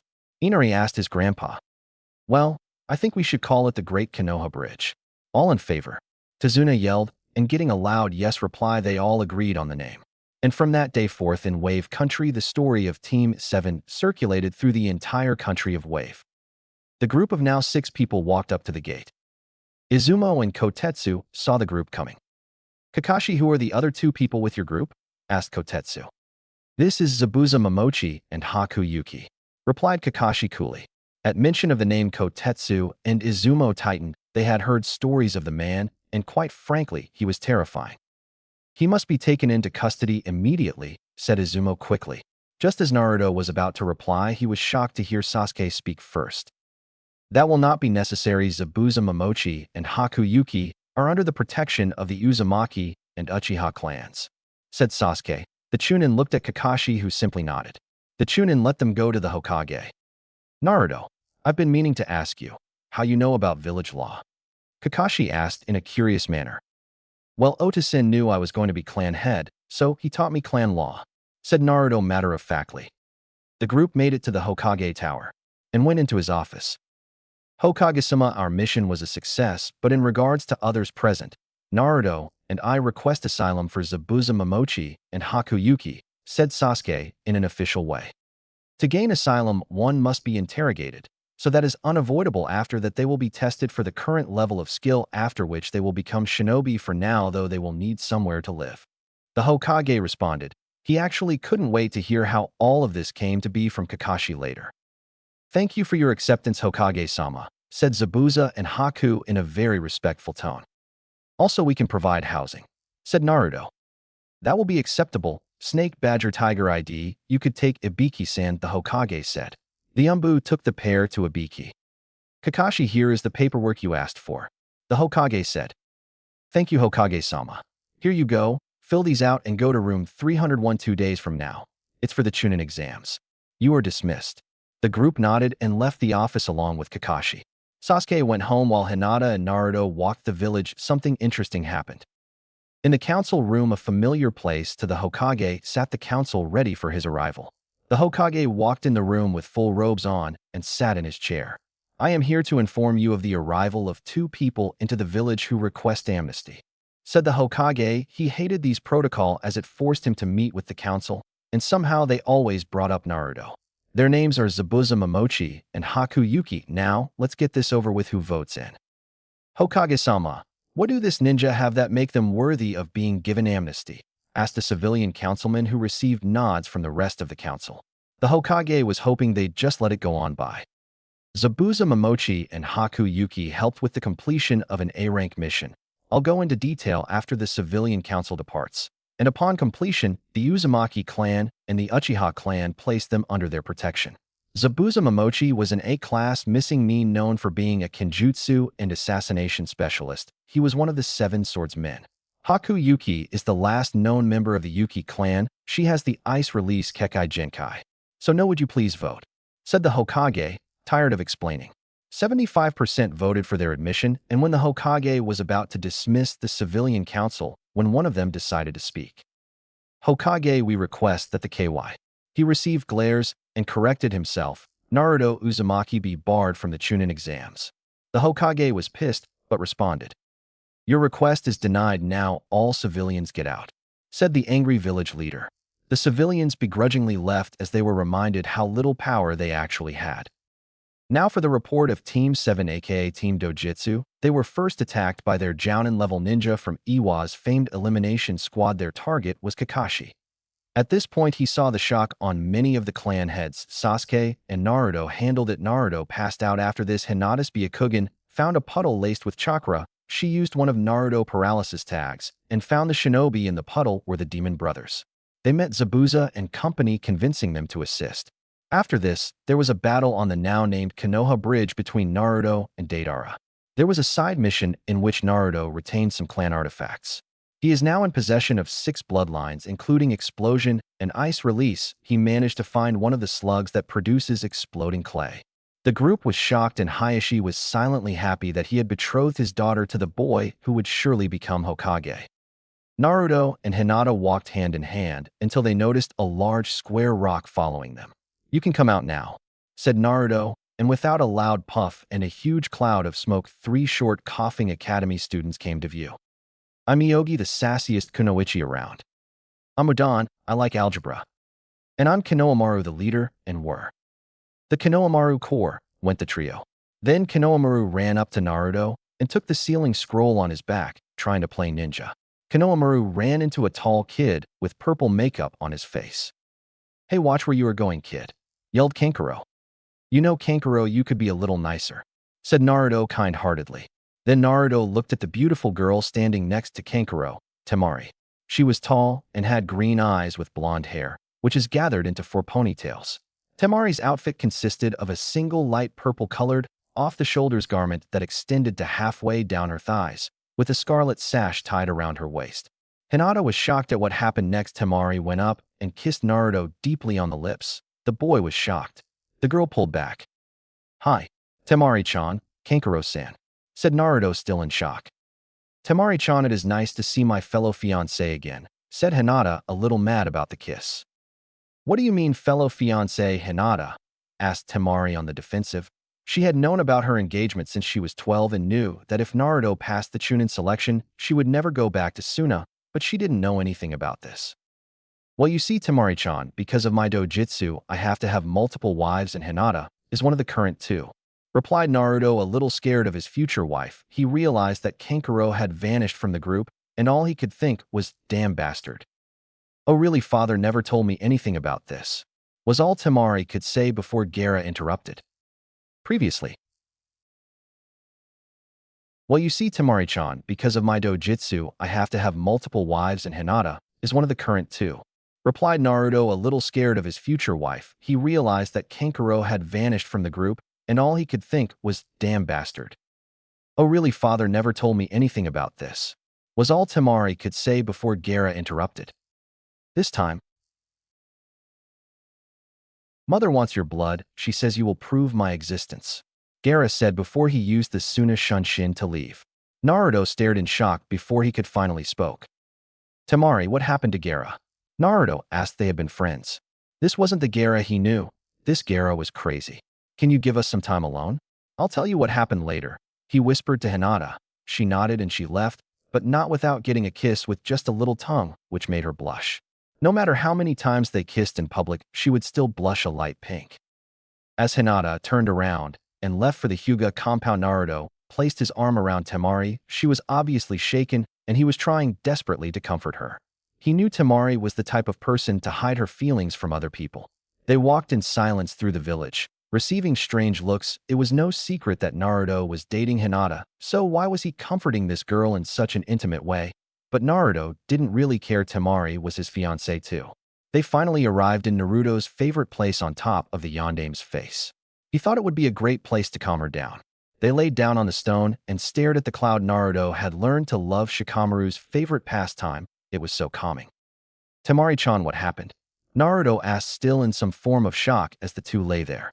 He knew she had been close with her littlest brother, and him acting like this must be killing her.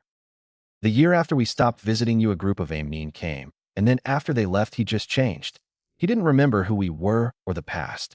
He started threatening people," Temari said in a depressed way. She wanted to cry, but she was a kunoichi and just couldn't let herself. "Temari, I promise you I'll give you your brother back, no matter what it takes, Databeo," said a very serious Naruto. It was strange, whenever he got like this, that word just came out. "Thank you, Naruto-kun," was all she said before she pulled him toward her. She was happy she knew enough to know Naruto kept his promises. She didn't know what came over her as she kissed him, but this kiss escalated quickly. Naruto's eyes widened as her tongue entered his mouth. He soon began the battle for dominance, and just as he began to win, Temari ended the kiss. She had never kissed a boy. She felt like it would be cheating on Naruto, but now that she was with him, she felt like she could have fun. But then she remembered 3 letters CRA. Naruto-kun, I was hate to ruin the moment, but we need to talk about the CRA, said the blonde girl. Naruto pouted in a cute way. Temari was really a great kisser, even if the kiss was sudden. Well, Temari-chan, the CRA is made to protect my dojutsu. Naruto began only to be interrupted by Temari. You have a dojutsu? Shouted the stunned girl. She couldn't believe her fiancé had a dojutsu, and she had no idea, but then again her fiancé had another fiancé, and she didn't know. Yes, it is called the Bijigin. It allows me to copy bloodlines, or pretty much anything. It also lets me use yin and yang chakra easily. Lastly, it gives me the ability to change, make, and erase seals with just my eyes. But anyway, about the CRA, it means I have to have 4 wives and restart the Uzumaki clan. You and Hinata are both my fiancé, so I figure you two will decide whether or not the girls are okay, said Naruto. He was worried about how the girl would react. He didn't want to trap Temari. Well, Naruto-kun, I'm glad you will let me and Hinata have a say about the other girls, said Temari. Of course I would. I love you both, and also I want you and your brothers and Baki-san to stay with me on my compound, okay? Asked Naruto. Temari gave him a quick kiss in response. All right, we'll go pick them up at the hotel. They probably haven't unpacked yet. A happier Temari said. I proceeded to pick up Temari's team and go to the compound. As they walked, Naruto and Kankuro talked with Temari hand in hand with Naruto. Baki walked next to Gaara watching him. So you have to have 4 wives and one of them is my sister? Wow, I would pray to all the kamis if I were you, Naruto, said Kankuro. At first he thought the boy was lucky, but that was short-lived when he thought about living with 4 women like his sister. They arrived at the compound. Hey Gaara, Temari, Kankuro, Baki, Sasuke waved. Naruto pointed to the room. You will do well to prove my existence, Gaara said before going to the room that he would be his. Sasuke was informed of the situation during dinner. After dinner, the Suna Nin left to the house in the back. Before Temari left, she decided to pull Naruto aside to kiss him for a 3rd time that day. Naruto concluded that Temari was a little more liberal with the kissing. Naruto decided to have lunch with both girls the next day. Sasuke and Naruto sat down in the living room to discuss Sasuke's day. Flashback with Sasuke earlier that day. Sasuke Uchiha walked slowly away from the Hokage's office. It had been almost 2 weeks since his date with Ino. He couldn't help but wonder if she had made her decision. He walked on though he was very tired and had his date with Haku tomorrow. He made it to his compound after receiving bows from all the villagers calling him Uchiha-sama. He hated the way they kissed up to him, but then hated his brother. The boy walked through the gate and went into his home. He took off his ninja uniform and put on civilian clothes. He walked out of the bathroom and stared out into the room that was his parents' room. He just stood there for a minute. He proceeded into the room and went to lay on the bed. His finger got cut on the end table, and almost as if in slow motion, a drop of his blood fell to the floor. When the blood hit the floor, something happened that Sasuke wasn't prepared for. A bright red seal that reminded Sasuke of fire glowed on the floor. In the middle was the kanji for secret. After this happened, a trap door opened, and Sasuke found 2 scrolls. Both were made of black paper similar to the kind Naruto had found in the safe house. He read the 2 scrolls. The first one read Secret Technique, Phoenix Fire Armor. He looked at the Jutsu scroll and saw why it was an S-rank technique. The amount of chakra it required was insane. Luckily for him, though, ever since his blood promise with Naruto, his chakra levels was at the same level, so was Hinata's, but Kyuubi had said it couldn't work again. He took the scrolls into the backyard and learned the technique. It took him 20 minutes. It was a simple jutsu. It was just high on chakra. Basically, the jutsu let chakra seep out in its fire transformation. Basically, as long as you have chakra, you have armor. You could also control the temperature.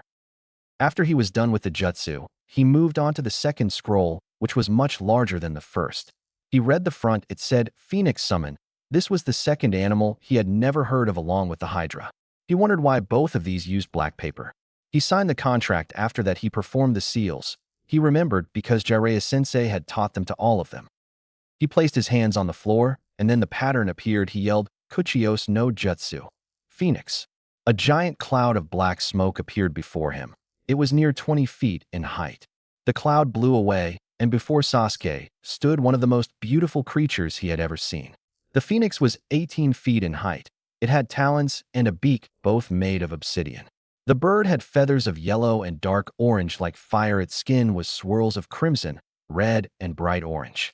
The most amazing thing, though, was that the bird was on fire. It was just a small fire, though it reminded him of the armor jutsu. Sasuke's thoughts were interrupted, though, by a loud voice that was almost like a song. "Who dares summon I, the Queen of the Phoenix?" said the mighty being. She had not been summoned in 200 years. She was quite happy in her own realm. "I did, Lady Phoenix. I am Sasuke Uchiha. I am the last Uchiha," said Sasuke. He knew that he shouldn't have the Phoenix Queen. Looking down at the young Uchiha, the Phoenix Queen sneered. "Oh, I see. Another young Uchiha thinking he can just summon me at will. Well, Sasuke-chan, unfortunately for you, I will not squander my talent on just a mere child. So for me to allow you told the Phoenix contract, you must fight me." The Phoenix said, flapping his wings allowed him to rise to the air. "Eternal flames of the Phoenix," Hano yelled before a white-hot ball of flame the size of a Nidame's head went barreling towards Sasuke. "Field of distortion, ceiling of fire," Sasuke shouted. It was one of the jutsu of the universal Mangekyo Sharingan. It created a large ring of Amaterasu flames that absorbed Katon jutsu. Maybe this child is something special. Those eyes are greater than his, thought Hano. Sasuke decided not to depend on the UMS, so he tried out another defense. "Secret technique. Phoenix fire armor," shouted the boy as his body became covered in a thin layer of fire. "Time to go on the offensive," thought Sasuke. "Fire and lightning. Eternal vortex of shocking flame," was all Hano heard, but Sasuke said something else, his under-breath secret seal. "Pentagram of paralysis," he said. Hano had risen to the sky in avoidance of his Katon-Raiton combination. She hadn't seen the pentagram on the ground, the points made of Sasuke's kunai. As the phoenix landed, the seal expanded, and she couldn't move. Every time she moved, a large amount chakra was drained. The seal worked by draining someone's chakra if there was movement. "It seems I was wrong about this boy. Of course I was at 1/5 power, but this was still amazing."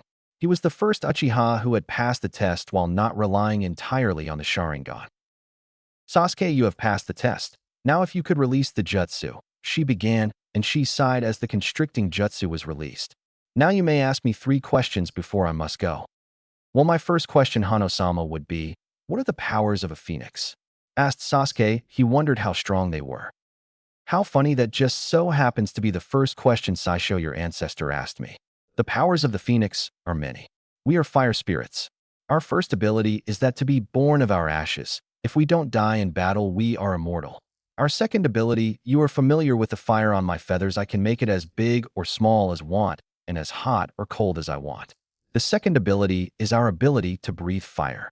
The third is that we can fly. The last power is secret to the phoenix, only known to our summoner. It is a last resort, as it can affect our friends. Our shriek can kill any adversary," said the phoenix. She had no problem boasting the strength of her species. "My second question is the difference between black and white summon scrolls."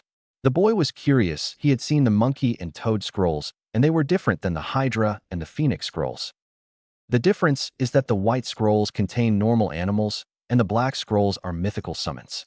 We mythical summons are far more powerful, though the other summons are very powerful too," said the bird creature. "All right, I have one last question. Will you be my summon?"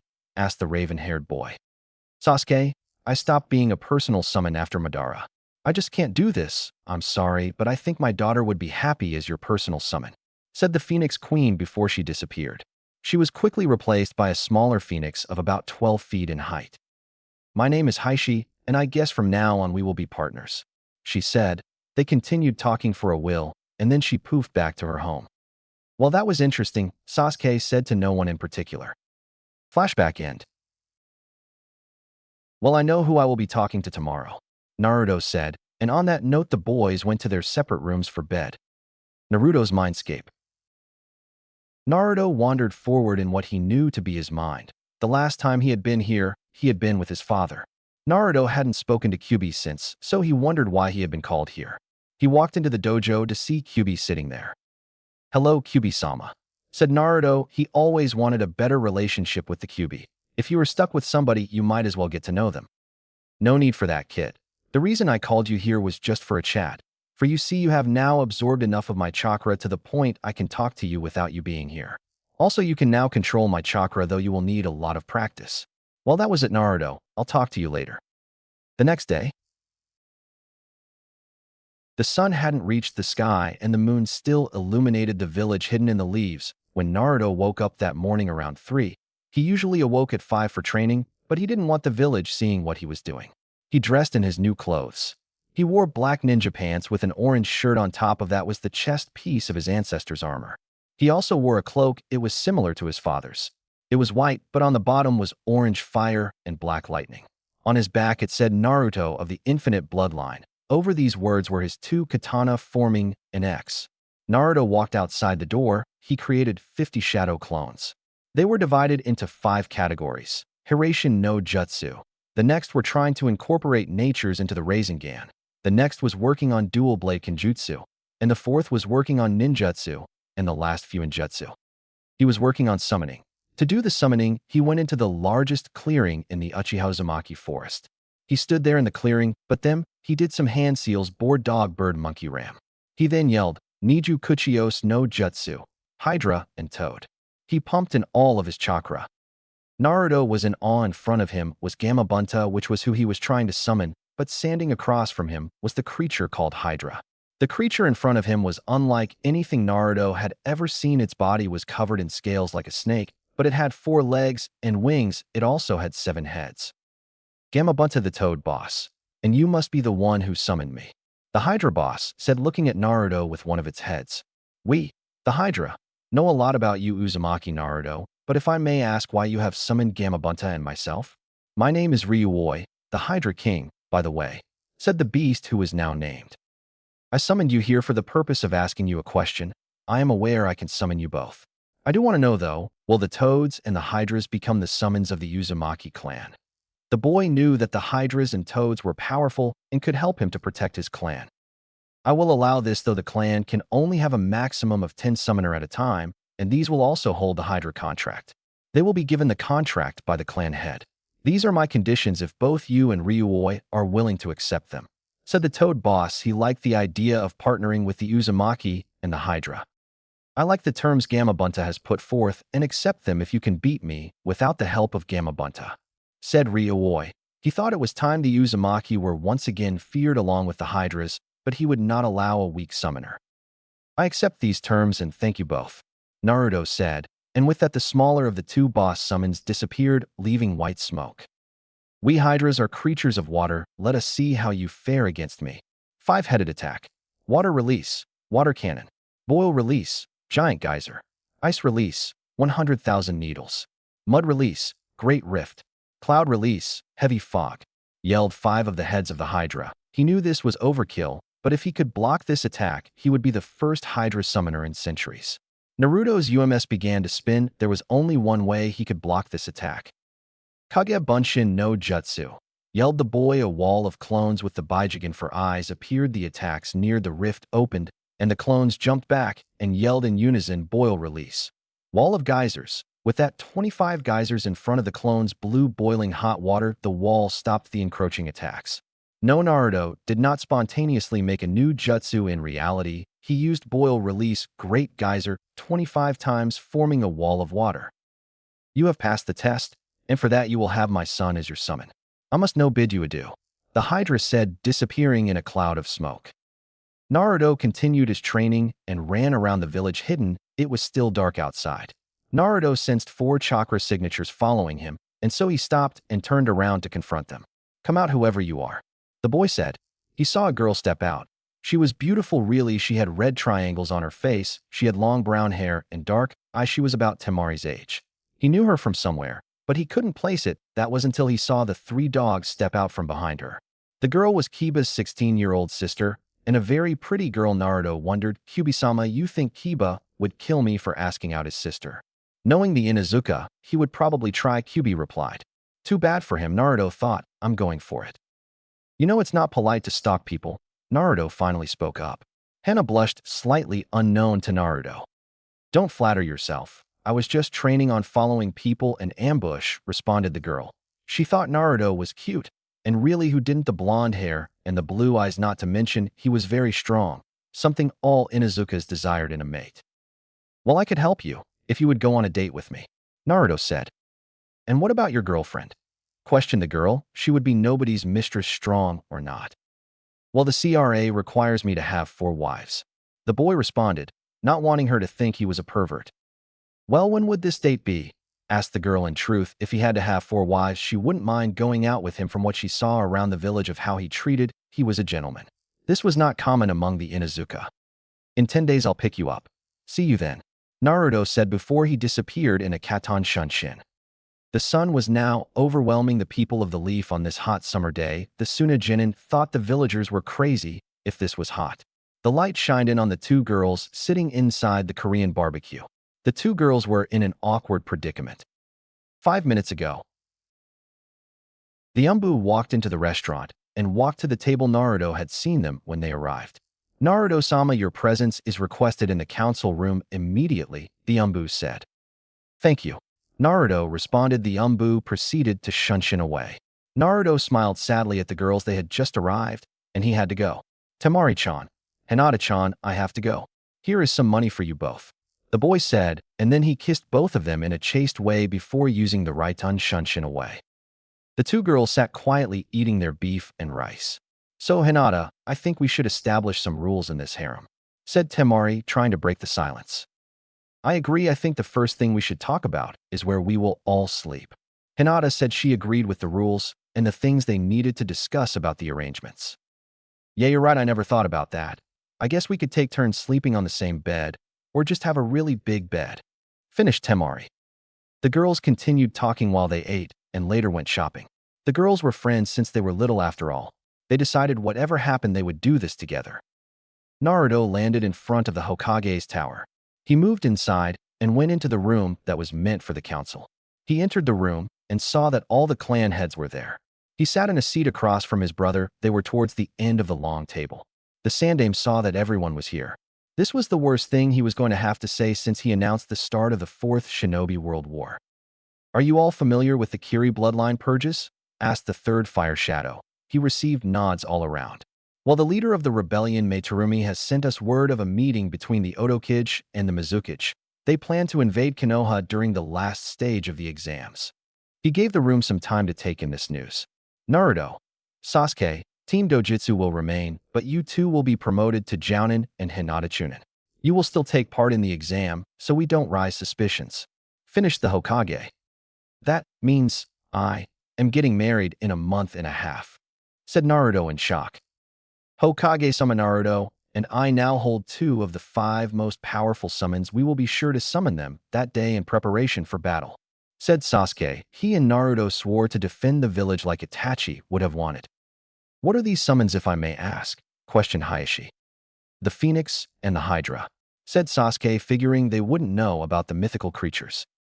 You hold the summons of legend. I thought they were mere myth, said Hayashi in one of the few moments he allowed emotion.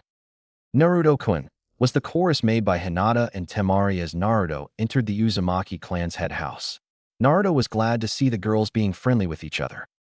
How are my 2 favorite girls? Questioned the boy before kissing them both. He was nervous about telling them of the now soon approaching marriage. Girls, I need to talk to you. Well, the first thing is pretty minor. I asked a girl out on a date. He saw the looks on their faces. They were mad. Of course, you two will decide if she is okay or not, he said, trying not to get into too much hot water. Who is this girl, Naruto-kun? Asked Hinata. She didn't want some fangirl tricking Naruto, who was at times a little too trusting and gullible. Hana, Inuzuka, said Naruto nervously. Would they approve, he thought. Well, Hana is nice. I think she'll be fine, Naruto-kun, but she will need to talk to us before the date, said Hinata, worrying about another older girl being with Naruto. What is the other thing you wanted to tell us, Naruto-kun? Asked Temari, who was worried about this Inuzuka girl despite Hinata's statements. Well, this is an A-rank secret. Directly after our exam, Sasuke and I will be Jounin and Hinata a Chunin. Team Dojutsu will remain, though. So in a month and 10 days we will be married, Naruto said. He hadn't had a single clue how the girls, but this wasn't it. Well, I guess it was a bit shocking for them, the boy thought. He moved the girls into 2 of the bedrooms, and while they slept he went outside. Gaara stood outside of Naruto's home. He could no longer wait. He wanted the Kyuubi's blood. Naruto walked outside and saw Gaara. He activated his Baijigen, and that is when he saw it. Gaara had 2 seals, one of which was a seal to inhibit the mind. This means Shikaku was in control, Gaara thought Naruto. Then he said in a whisper as not to alert Shikaku, mental inhibitor release. Using his Baijigen, he removed the seal. He saw Gaara drop to his knees. I guess it worked, Naruto thought. I'm sorry I hurt them, they hate me. Help me, Naruto. Gaara said. He watched as Naruto came forward and touched his forehead, entering a joint mindscape. Gaara, it wasn't your fault. I know it wasn't. I don't hate you. You are, and always will be my friend. Also, your brother loves you, and so does your sister. Can you tell me how this happened? Said Naruto. He wanted to know who had hurt one of his precious people. The ninja from Amigakure, he knew I was a Jinchuriki. He trapped me and threatened my family. He then sealed me, and then gave Shikaku control, and I was trapped in my mind watching. Shikaku couldn't become fully formed though, because of when Jiraiya-sama fixed my seal. Finished Gaara. He couldn't wait to see Temari and Kankuro. Temari, Kankuro, and a newly freed Gaara spent the night talking. They hadn't all spoken in 5 long years. Gaara was ecstatic. The three of them were ready to become Chunin. Naruto, Sasuke, and Hinata walked into the door of the academy. They proceeded to walk up the stairs. They found a large group of genin. They then saw Neji and his team kneeling on the floor. Previously, Naruto, Sasuke, and Hinata walked into the door of the academy. They proceeded to walk up the stairs. They found a large group of genin. They then saw Neji and his team kneeling on the floor. Now, Naruto and his team walked forward to find the Team 9 begging for the permission to enter a door that was obviously under Jinjutsu. They walked past the scene, dispelling the Jinjutsu, and went to the real room 301. They entered it, and inside they saw the so-called Rookie 9. Sasuke-kun, you're here. Sakura shouted with joy as she jumped on the boy. Sakura-san, it would be wise of you to remove yourself from me. Uchiha spoke in a voice he used to scare away his fangirls. When she did as advised, Sasuke walked away, kissing Ino on the cheek as a greeting. This caused the girl to blush. That made her think more about the decision that was still unmade. You're here too, troublesome, Shikamaru said lazily. You bet we are.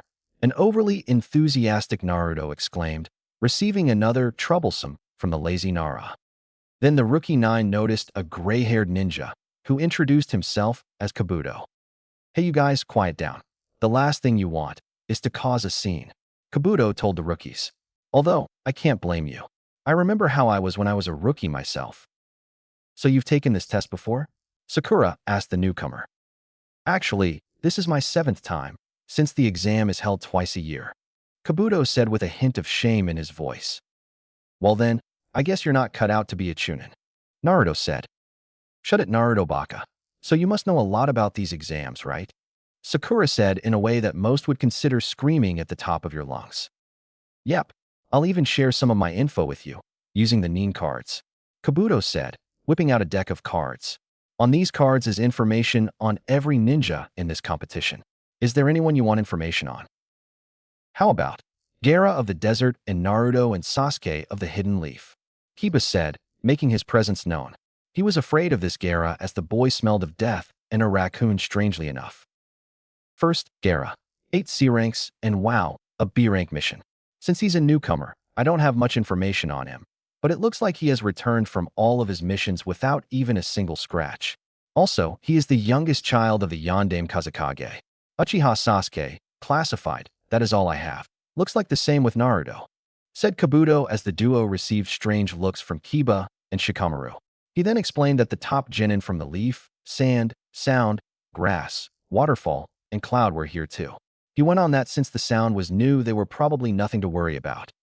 All of a sudden, a trio of sound ninja jumped out of the crowd and attacked Kabuto. He easily dodged the first strike, however he was hit by another force, soon enough a sound wave. His glasses cracked with the vibrations. We are Dosu, Kin and Zaku of the sound, and put this in your Nin cards. The genin from sound will make Chunin, the boy said, jumping at Kabuto again. The fight started to escalate. A large puff of smoke in the front of the room stopped every action. Quiet down, you worthless bastards, the new ninja said as the smoke dissipated. Behind him stood a few dozen Chunin. The man wore a long black trench coat with a leaf bandana, and his face was covered with many scars. Most of the leaf ninja knew him as Ibiki, the torture and interrogation specialist. I am Ibiki Marino, the proctor for the first exam. Take your seats now, before I decide to start kicking you people out. Nobody doubted him, and with it, an order was brought back to the room. He started handing out the tests, and Naruto realized that none of the rookies, except Shikamaru, could answer the questions. Now, I will explain the rules. Questions will not be allowed. Ibiki said as he began to write on the board. The first rule is that you will start off with 10 points. The test is made up of 10 questions, and each question is worth a point. For every question you get wrong, you lose a point. The second rule is that this is a team test. Your entire team will pass or fail based on a combined score of your team. Now, the third rule is that every time you are caught cheating, you will lose 2 points. If you are caught 5 times, your entire team fails. The last rule is that those who lose all their points and those who don't answer any questions correctly will automatically fail their entire team. All right, begin, Ibiki announced. The entire room started the exam, quickly realizing that it contained some extremely difficult questions. Fortunately, Sasuke, Hinata, and Naruto were all built for this test. Using their dojutsu, they began to copy the answers from the ones who knew them. They had all realized that this was the point of the test. Shino had released his insects to gather information for answers, logically double-checking every piece of information he got. Meanwhile, Akamaru was being on a lookout from Kiba's head, scanning the room and barking him the correct answers. Niji had activated his Byakugan, giving him the ability to see through anyone and to look at any test in the room. Sakura, on the other hand, had the intelligence to solve 3 of the questions. Ino used her family jutsu to switch with Shikamaru and use his answers, also giving them to Choji. Look, kid, now that you are done, I need to tell you something. I can feel 5 more people like you in these exams, the demon fox said before being interrupted. What? Naruto screamed in his mind. 1 girl from the cloud, 1 boy from the mist, 1 girl from the waterfall, 1 from the stone, and 1 from the sand. Also, before you ask, no, I don't know who they are nor if they are in control, said the Kyuubi. She was worried about her kit and his vixens.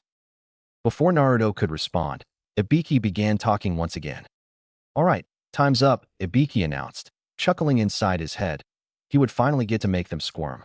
It is now time for the 10th and final question. By this time, only about 120 of 200 exam participants remained. Everyone who stayed looked at Ibiki in anticipation. They wondered what the question would be.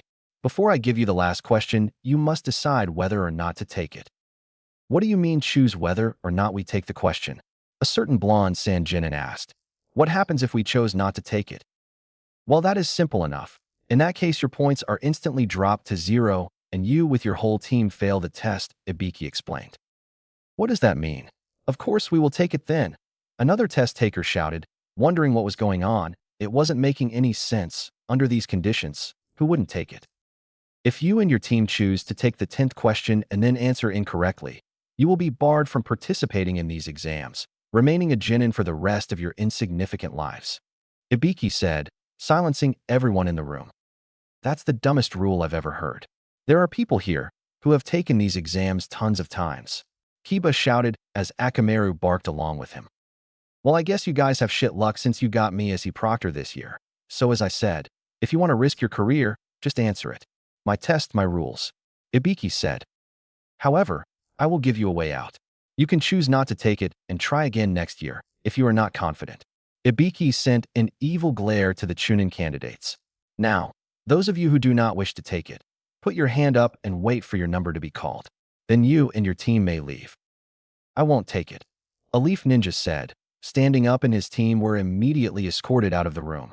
His sentiment was repeated throughout the room.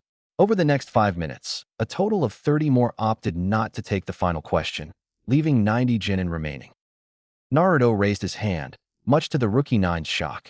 Then he proceeded to slam it down on his desk as he stood up, a look of determination on his face. You think you can scare me? I'd like to see you try to keep me a genin, he shouted. Even if you somehow do, I'll still become Hokage. The boy received smiles from both of his fiancée as they laughed internally at his antics. Haha, I'll give you all one last chance to back out. Your life is depending on this decision, Ibiki said, casting one more wave of fear into the genin. However, Naruto had managed to inspire the entire room, and now they had confidence in their eyes. That is an interesting kid. A voice inside a blonde Kumo Kunoichi's head said. Why do I feel like I know him from somewhere? I've seen that stubbornness before. I've seen it many times in Master B. The Kunoichi thought back to the voice.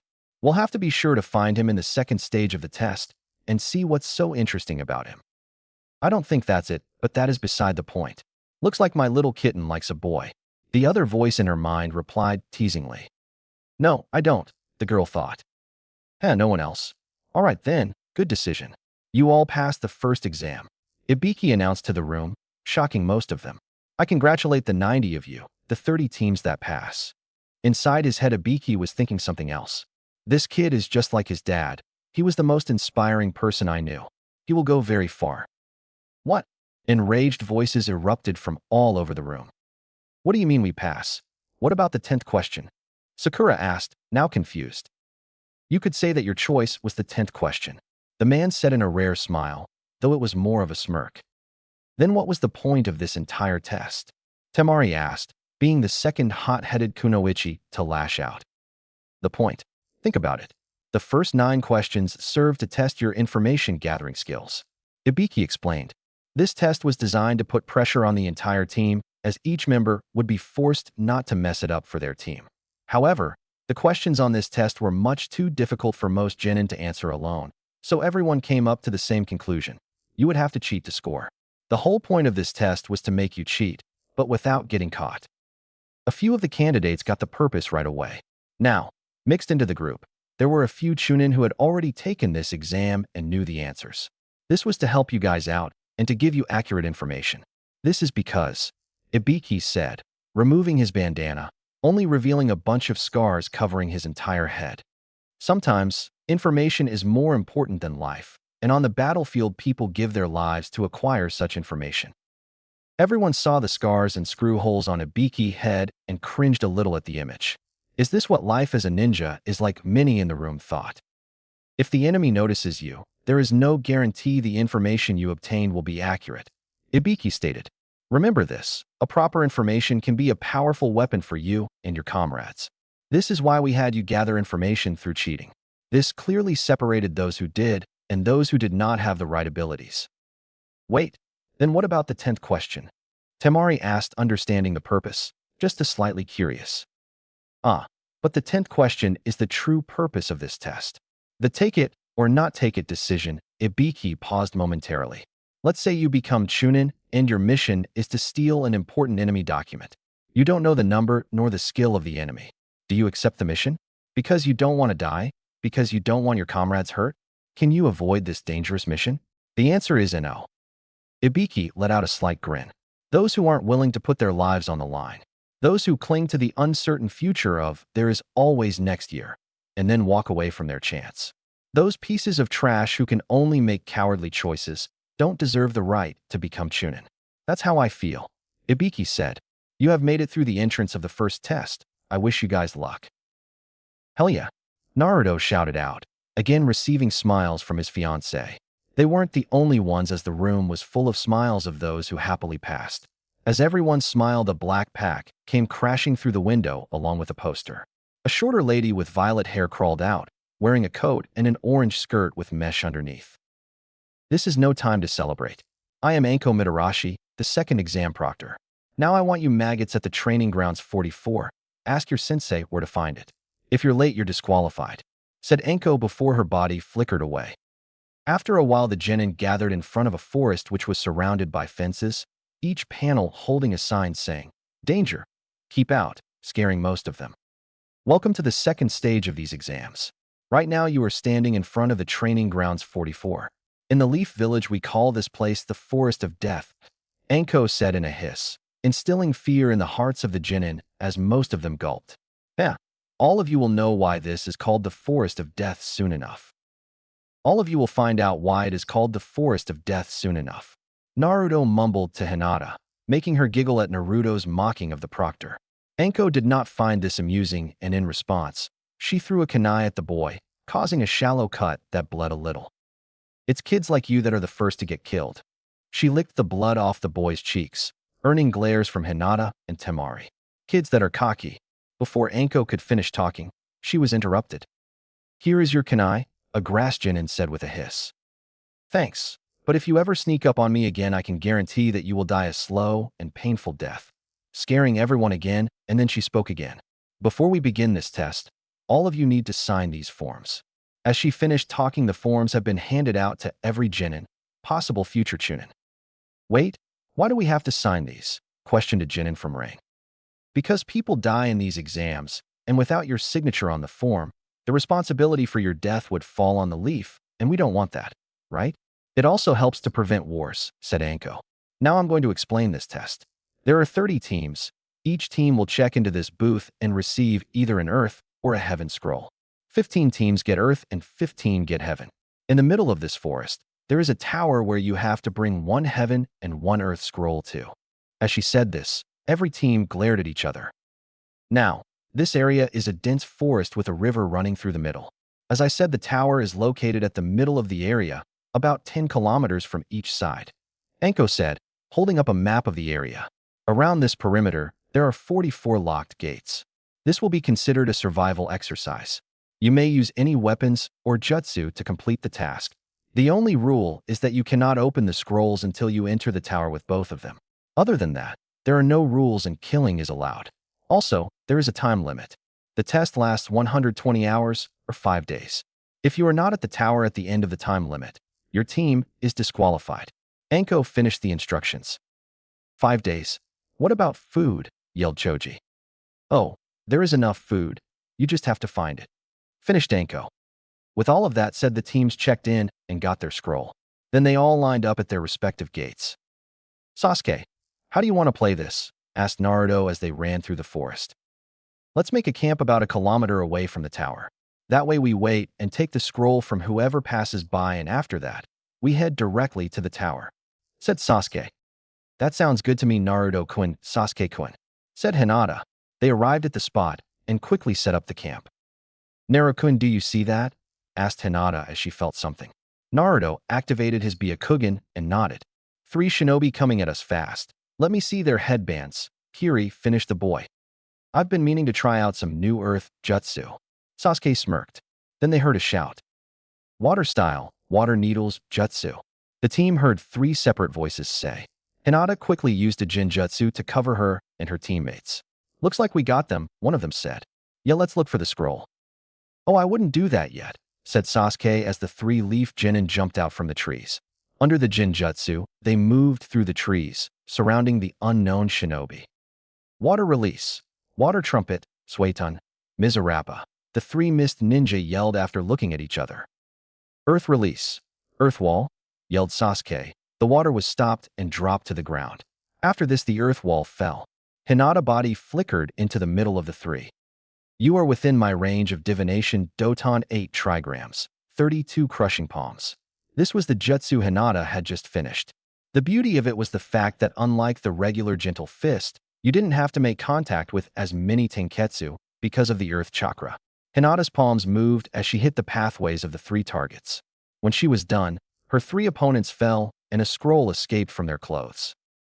Nice job, Hina-chan, Naruto said, jumping from the trees, giving Hinata a kiss, making the girl blush.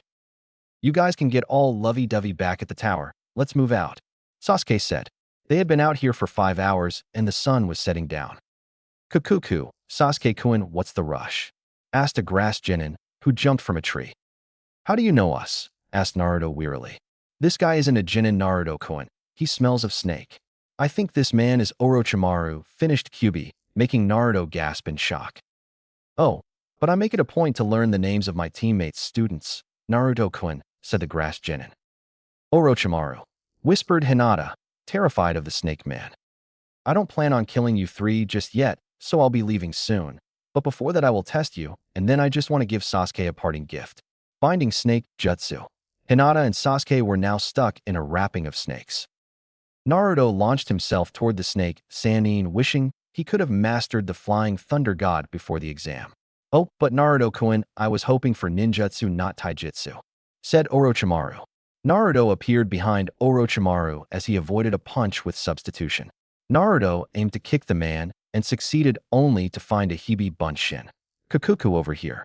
Wind release, great breakthrough, the Sannin said. Fire release, 10,000 fireballs, Naruto countered. The fireballs came out of his mouth and went toward the gust of wind. The attacks canceled since the wind was stronger. Lightning release, giant ball of thunder, yelled Naruto. Earth release, shield of the twin snakes, said Orochimaru. Before Naruto knew it, they were engaged in taijutsu once again. Orochimaru double feinted a punch and kick combination. This was followed by Naruto being kneed in the stomach. Naruto grabbed his stomach and fell.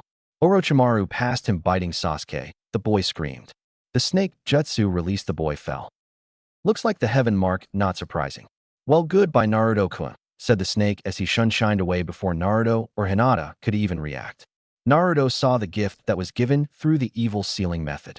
He was sickened by that man Orochimaru. Baijigen, Naruto yelled as he walked toward Sasuke. He looked at the seal and saw it was lacing Sasuke's chakra with Orochimaru's. He activated his Byakugan no Kitsune and sealed of his pathways around the marks to keep it from spreading. He activated his Baijigen again and placed a purification seal on Sasuke's shoulder. It cleaned away Orochimaru's influence. He thought about it for a while.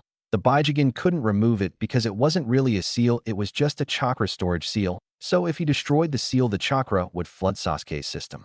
He had to destroy the chakra, and he only knew of one thing that could absorb and destroy chakra. Amaterasu, yelled Naruto after he switched to the UMS. He now could safely remove the seal. Baijigen, cursed seal of heaven release. The trio ran through the forest. While two of them did anyway, Sasuke was slumped over Naruto's shoulder. They heard a voice through the trees. Decapitating airwaves, said the boy in the trees. The duo dodged. 3 people jumped out from the trees. I wouldn't be going anywhere. Orochimaru-sama wants him dead, and I plan to deliver, said the first one. If he remembered, his name was Dojutsu. I don't have time for you. Shadow clone Tsukinami, Naruto yelled. This is the world of Tsukinami, and in this world, I control everything. I'm only going to knock you out long enough for us to get to the tower, said Naruto. The world around him was pitch black, and in front of him stood the 3 that had looked into his eyes. He had made it, so they were fighting their precious Lord Orochimaru. Hinata, we need to go, said Naruto as his eyes faded to their normal bright blue. He picked up Sasuke, and they were on their way. They opened the door to the tower. They saw the clue above them and opened their 2 scrolls. Congratulations, you made it, said Kakashi.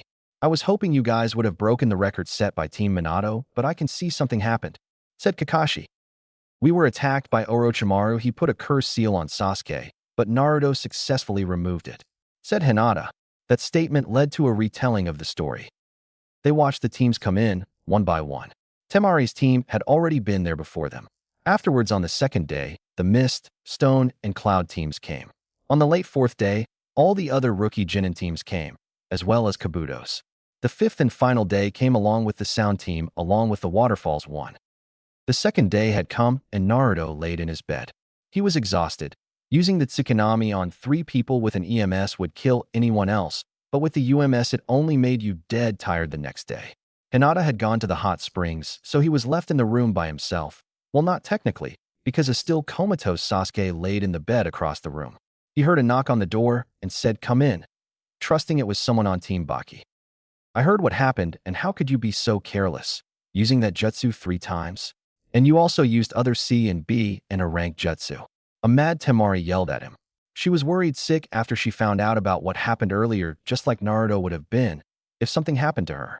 But she thought to herself, was she mad or terrified at losing the boy? She loved the boy who saved her brother. I'm sorry, Temari-chan, I couldn't lose my brother to him. He was silenced when Temari laid down next to him. Curling up to him, she kissed him soundly on the lips, finally relaxing. I'm sorry, I promise I won't die anytime soon. It was strange. If anyone else said this, it would be just a promise, but when Naruto made a contract, it was like he was signing a contract in blood. They kissed again, deeper this time. Once the kiss ended, a single tear fell from Temari's eye. She couldn't lose this boy who she loved. They fell asleep in each other's arms. The timer stopped.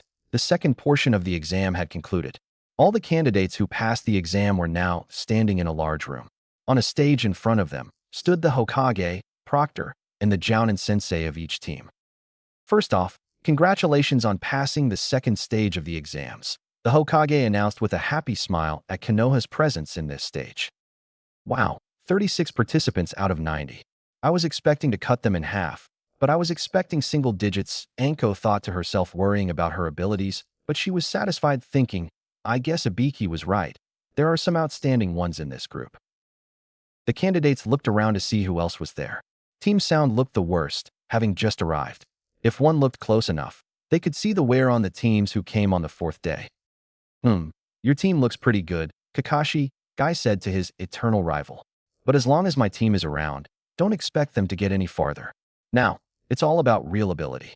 Well, with youth, there are sweet times and there are sour times, at Kakashi. Huh, said Kakashi, completely ignoring anything Guy had just said. Oh, Guy, you said something? He said aloud. Thinking about his students, time to drop the act, guys. Show them what you can really do. There were 5 people who knew the true strength of Team Dojutsu: Hayashi, Jiraiya, Kakashi, Fugaku, Hiruzen. They hid Hinata's Byakugan, and Naruto only used his eyes outside the village. Sasuke also used Genjutsu. But this would all change soon enough. Guy turned away and tensed up, clutching a fist. Not bad, Kakashi. Your coolness is the bane of my youthfulness. The Jounin took a look at their students. Baki looked at his team of sand ninja and noticed that once again, Gaara was unscathed. Kurenai noted that her team looked shaken by something. Guy admired the youthfulness of his team. Kakashi, on the other hand, just gave his team the usual smile and wave. To be honest, he had never imagined that his team would not made it this far. No wonder they nominated them, the Hokage thought to himself, looking over the rookies. For all of them to make it is surprising to say at the least. Hokage-sama will now explain the true meaning of the exams. In the third test, Anko announced to everyone. Please, listen carefully. The true purpose of these exams, the Hokage said. Think about it. Why do we have many different countries here if each village could hold their own Chunin exams for their own ninja? The Hokage questioned the present genin. Everyone took a few moments to think about what the Hokage was saying. To promote friendship between countries? The Hokage asked.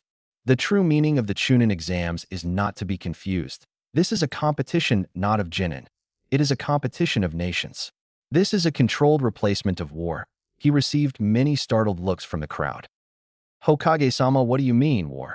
Tintin asked the Konoha's leader. If you go back in time, current allies were once enemies who fought each other for control, the Hokage explained. In order to prevent fighting, this is the stage these countries chose to do battle on. That is the purpose of these exams. But isn't this exam only to select people who are good enough to become Chunin? Sakura asked dumbly.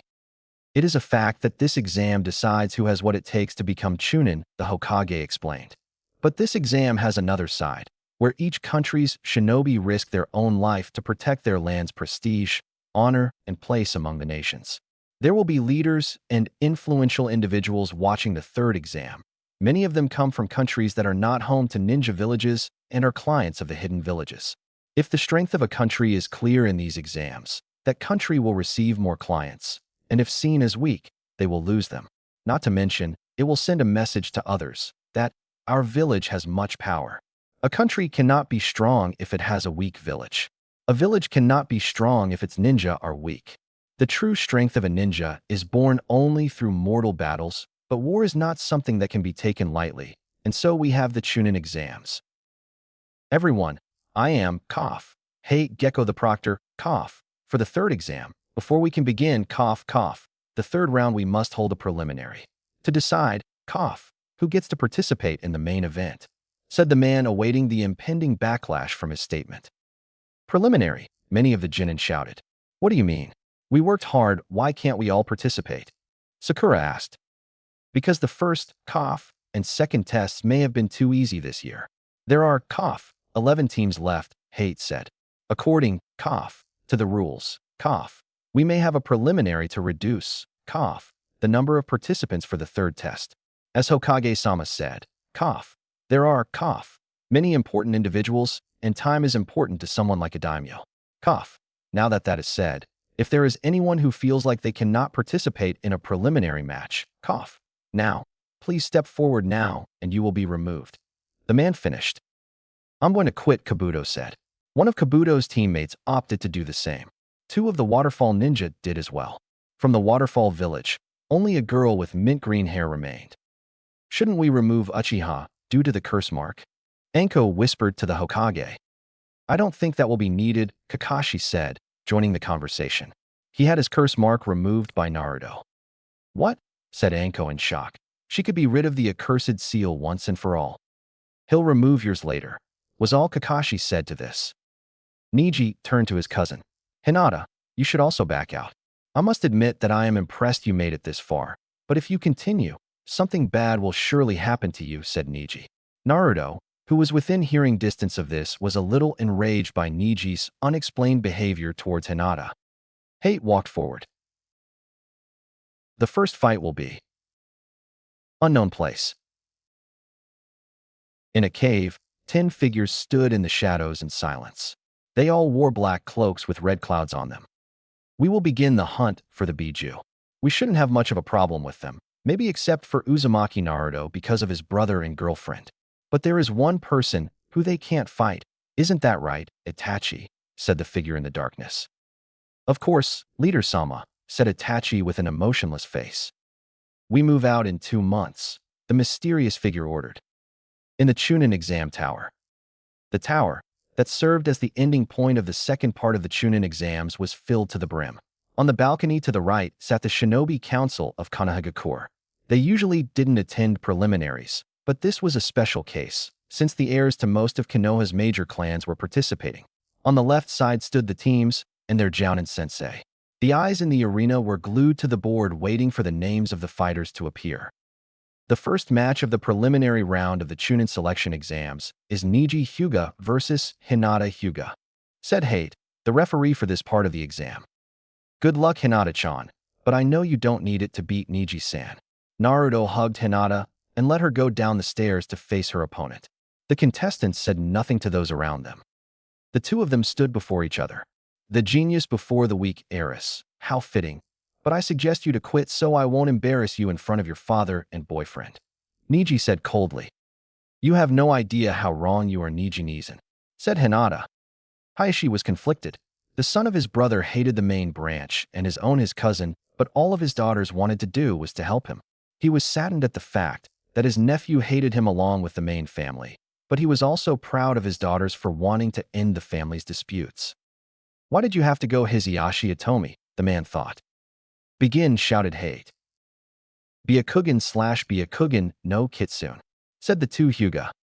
Niji stared in shock as he saw Hinata's eyes after she released the Genjutsu. You see, Niji-san, this is the new and probably the most powerful Byakugan there is. I'm sorry, as I never wanted to hurt you, nor I never wanted to see you sealed. All I want is you and all the branch members to be free. Just because that seal was put on you, it doesn't give you the right to hate me, said Hinata. You think your bastard Byakugan is better than the pure Byakugan? I will show you the truth, said Niji. This is the true power of the Byakugan, you failure. He spat. The two engaged in combat, and it soon became clear that in Juken in its purest form, Hinata was slightly behind. An heiress that can't master the style? Why don't I beat you at your own main branch games, said Niji as he got into the 8 trigram stance. No Genin alive can beat Niji when he uses this thought Tenten. You are within my range of divination. 8 trigrams 64 palms, yelled Niji. Protection of the 8 trigrams 64 palms, said Hinata. Hayashi looked on in awe at Niji. He had mastered the technique without any help from the main branch. He looked on in awe at Hinata too, as she had developed the defense for one of the most powerful Hyuga styles. He hardly ever worked with her. Clearing his thoughts, he stared at the fight, where Hinata focused on new moves for the 8 trigrams. The two of them met, with Hinata blocking every single one of Niji's 64 palms. Impossible. No one can beat Niji, thought a shocked Tenten. Niji, I don't want to do this. You should forfeit now, said Hinata. What are you going to do, failure? Even if you can defend, you still can't win. Or are you going to use the seal on me? Said a bitter Niji. I never even learned how to, Niji-san. Right hun 8 trigrams. 32 pulses, said Hinata. Niji tried to block, but every time he did, he was hurt by the right hun chakra. That shocked him, slowing his reactions. In the end, he laid paralyzed on the floor. Hayashi was still in shock as his daughter had greatly improved on the 32 palms, and it now caused more damage to the person. Niji fell to the floor. How is this possible? Asked Niji before he passed out. Tintin looked on in the same shock. Guy also looked at Kakashi. Niji, I never wanted to hurt you. I love you, as you are my cousin, and one day I hope you will understand that, said Hinata. She didn't use the full power of the attack, knowing it could seriously harm her cousin. Winner, Hinata Hyuga, said Hate as she went up to the balcony and Niji was carried away. The crowd cheered for Hinata, Naruto more than the others.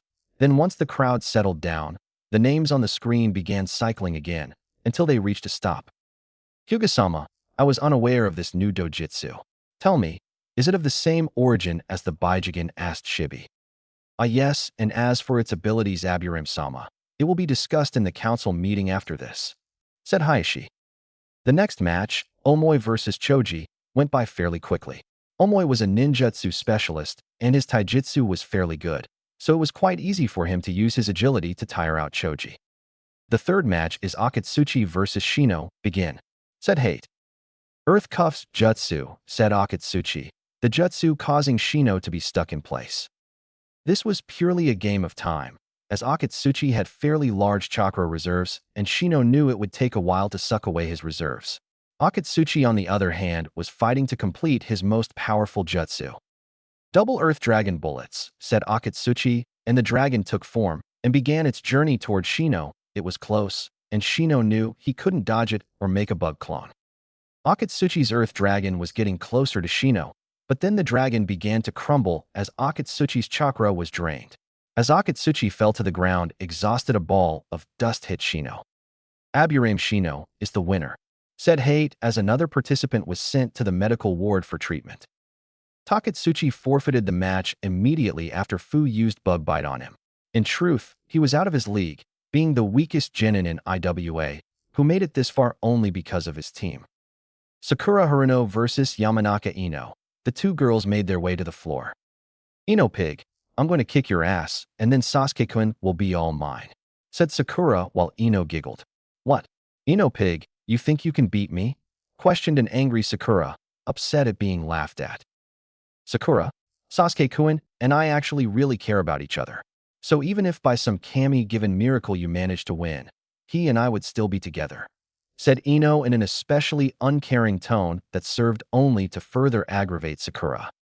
You stupid bitch, screeched Sakura. So how about we end this talking and get on with the fight? Begin. Just as Hate said this, Sakura ran forward, punching Ino to the ground. Huh. Take that, Ino Pig. Sasuke-kun is mine, yelled Sakura. All of the teams in the stands, including a masked Orochimaru and the Hokage, deadpanned. Did you teach her anything, Kurenai-san? Asked Kakashi. My student was caught in a simple jinjutsu, mumbled the distraught Kurenai. Ino stood with a kunai to Sakura's back. Even she couldn't believe Sakura had fallen for something so simple.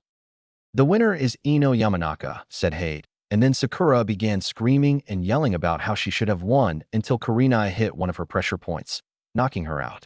There was a loud mumble of "thank Kami" from the rest of the competitors. The next match is Gaara versus Dojutsu, said Hate. The competitors made their way to the floor, and since they were both silent, Hate continued with Begin. Decapitating airwaves, said Dojutsu, quickly launching his attack. The airwaves met only a wall of sand. Dojutsu ran up to the wall and said Kayamaizen, but the wall only rippled. Your attacks are useless, said Gaara on top of the wall. Suddenly 2 arms came out from the sand, grabbing Dojutsu. Proctor, I would prefer not to crush him, said a calm Gaara. Winner Sabuku no Gaara, the proctor said. After that, when the ring was being cleaned, Naruto saw his name pop up on the board. Naruto Uzumaki versus Kiba Inuzuka. In the stands, I must say, I am disappointed. I was hoping to see Naruto-san against one of the Kazekage's children, or perhaps an Oto Nin, said Shibi. He heard some growl. My son won't go down easy, she growled at him. Hayashi and the Hokage smirked though, knowing this would not be a battle of the ages. I found out you asked out my sister, and for that, I'm going to kill you, and once that's done, Hinata-chan will be mine. Kiba growled, as Akamaru nodded. Well, Kiba-san, what happens between your sister and I is none of your concern. I will ease your displeasure though. Know this. I will protect Hana because I see her becoming one of my most precious people, said Naruto. Enough talking. Begin the fight, said Kiba in a lower growl. Begin, said Hate. I know how I'll beat you easily, said Naruto as he threw 2 scrolls onto the floor. Everyone now looked shocked. The scrolls opened, and tar came pouring out of them. It was a Kekii Tota that no one in the village had ever seen or heard of.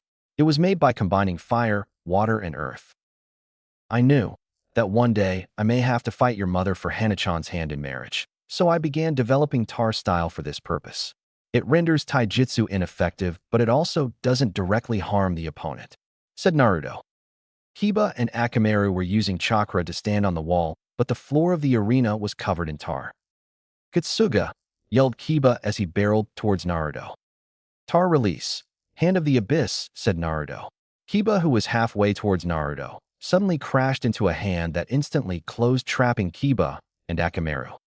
Kiba is trapped and unable to continue.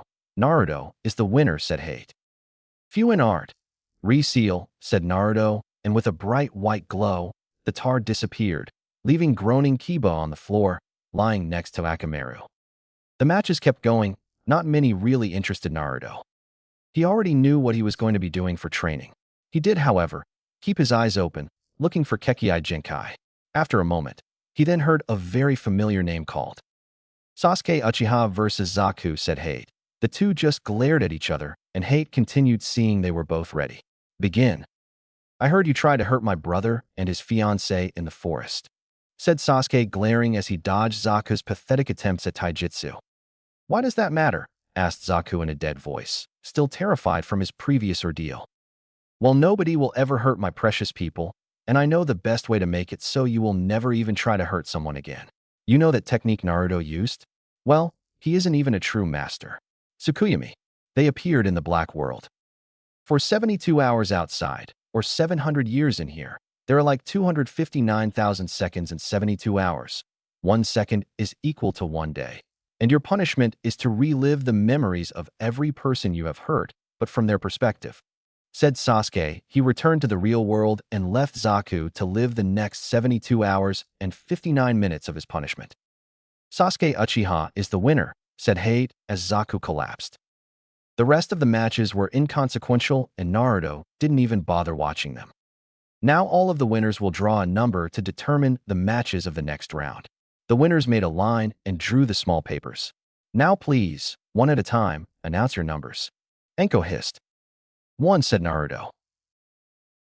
10, Yujito spoke quietly. 8, Kin said. 4, said Utakata.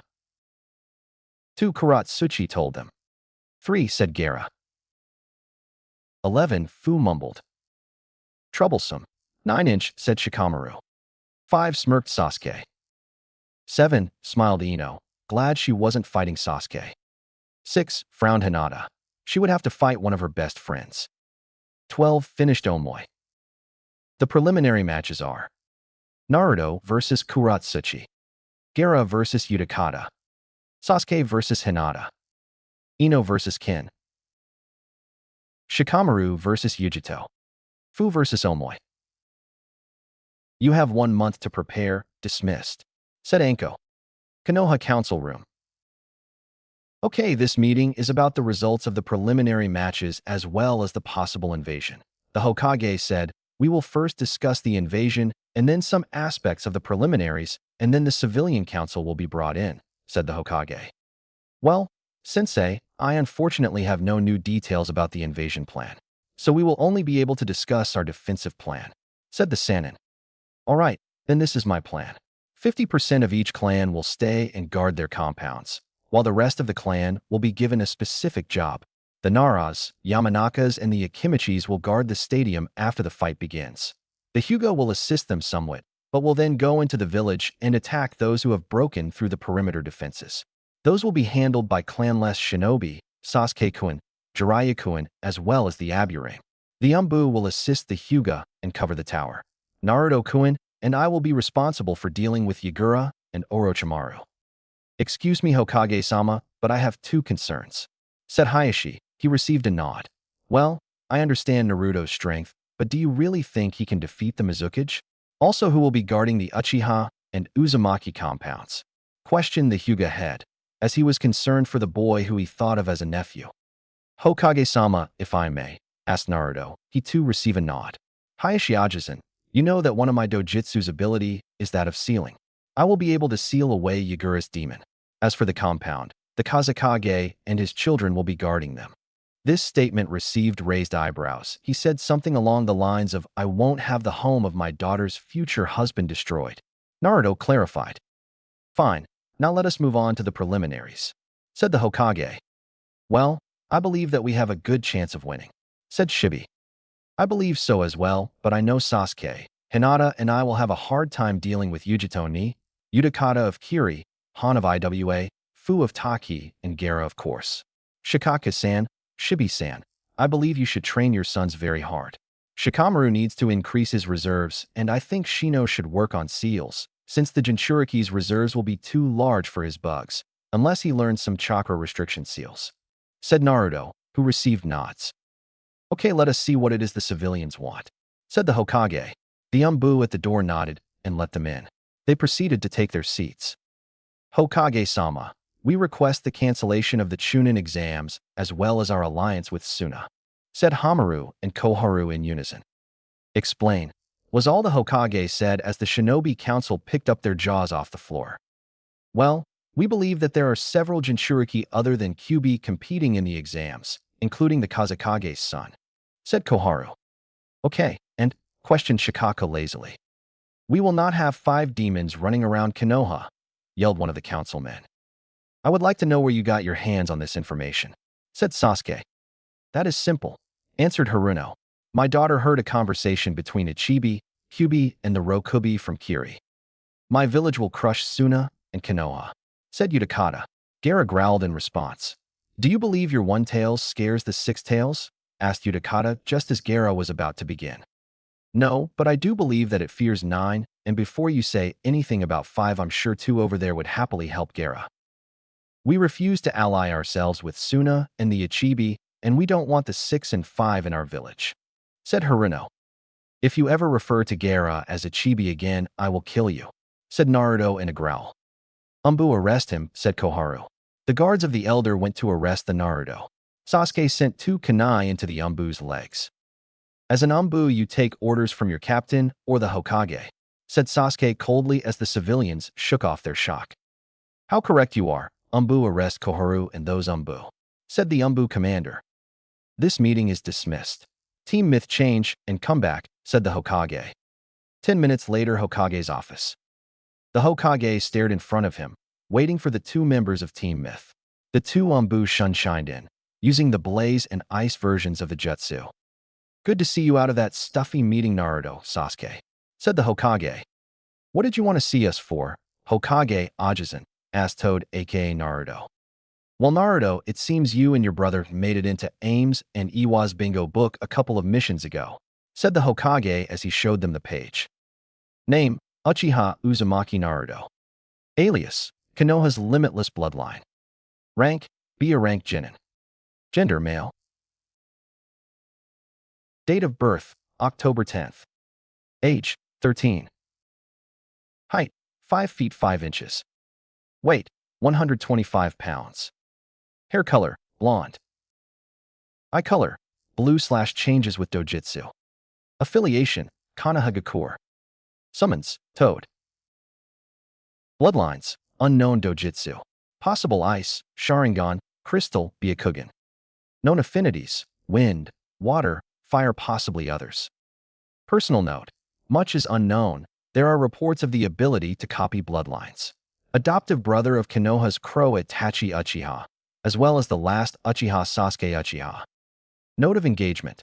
Use extreme caution when engaging in ninjutsu battle or taijutsu battle. He appears impervious to jinjutsu. Do not show him your bloodline. Approach only with superior numbers. Teacher is Sharingan no Kakashi.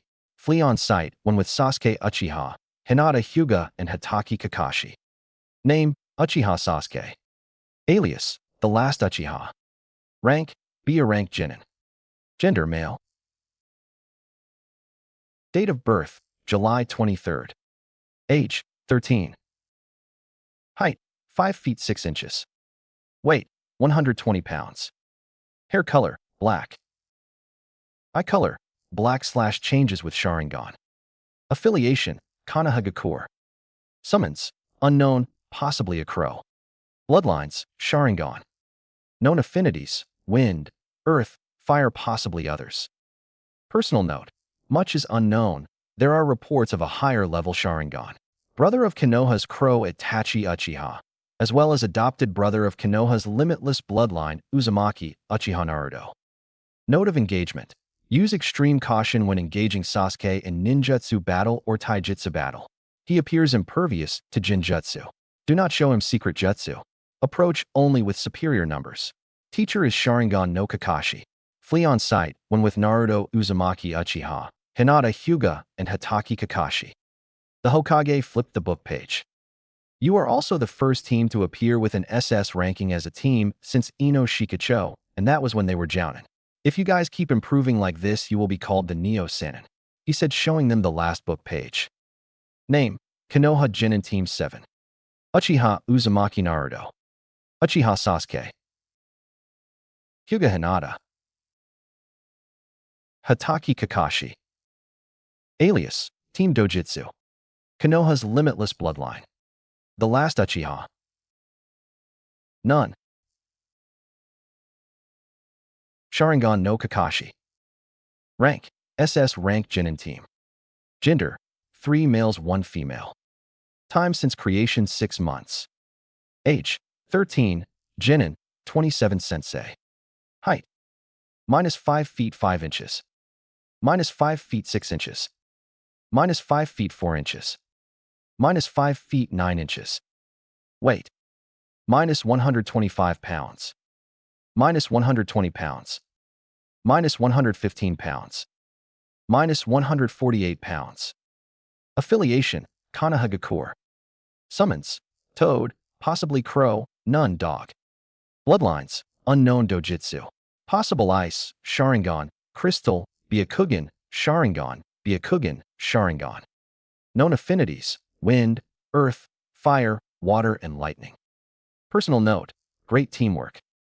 Note of engagement: flee on sight. I just wanted to keep you all updated. The real reason I called you both here as Umbu is that I have a mission for you, said the Hokage. There will be injuries during the Chunin exams and the event afterwards, so I want you two to bring back Tsunade. She will also become the Godame Hokage. You have 3 weeks. The other reason I am sending you is that I don't want anyone spying on your training this month.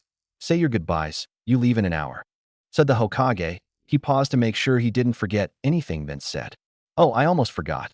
We have found that there is a world tournament in poker and sake drinking contest in Edo Castle next week, so you'll probably want to go there," said the Hokage. The boys left and met at the gates an hour later. "You ready?" asked Toad. They would wear the mask till they were a good way away from the village. "Yes," said Hawk. With that, they started running, and when they made it to the point, they took off their masks. They safely made their way back to the village and gave their report. Naruto walked out of the village. He wore his usual attire. He had requested access to his father's old training ground. The training ground had seen the creation of the Harashin as well as the Rasengan, and now it would see the creation of the 5 perfect elemental Rasengan, or at least as many as he could make in a month. He would have normally trained in the Uchiha forest, but there were too many distractions, namely his 2 beautiful fiancées. Naruto sprinted to the training ground, wearing gravity seals at 10 times normal gravity. He decided that this would be the best physical exercise for him. He arrived. The place was 2 miles outside Konoha, and it was a simple log cabin on the outside.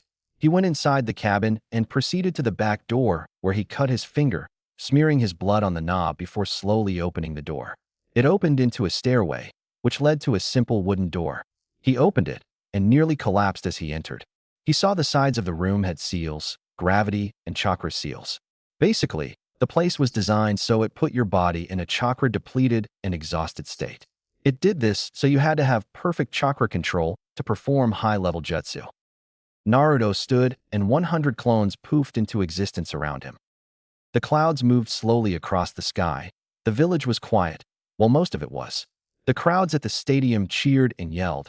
Everyone in the village was in attendance, from academy students to Umbu to civilian.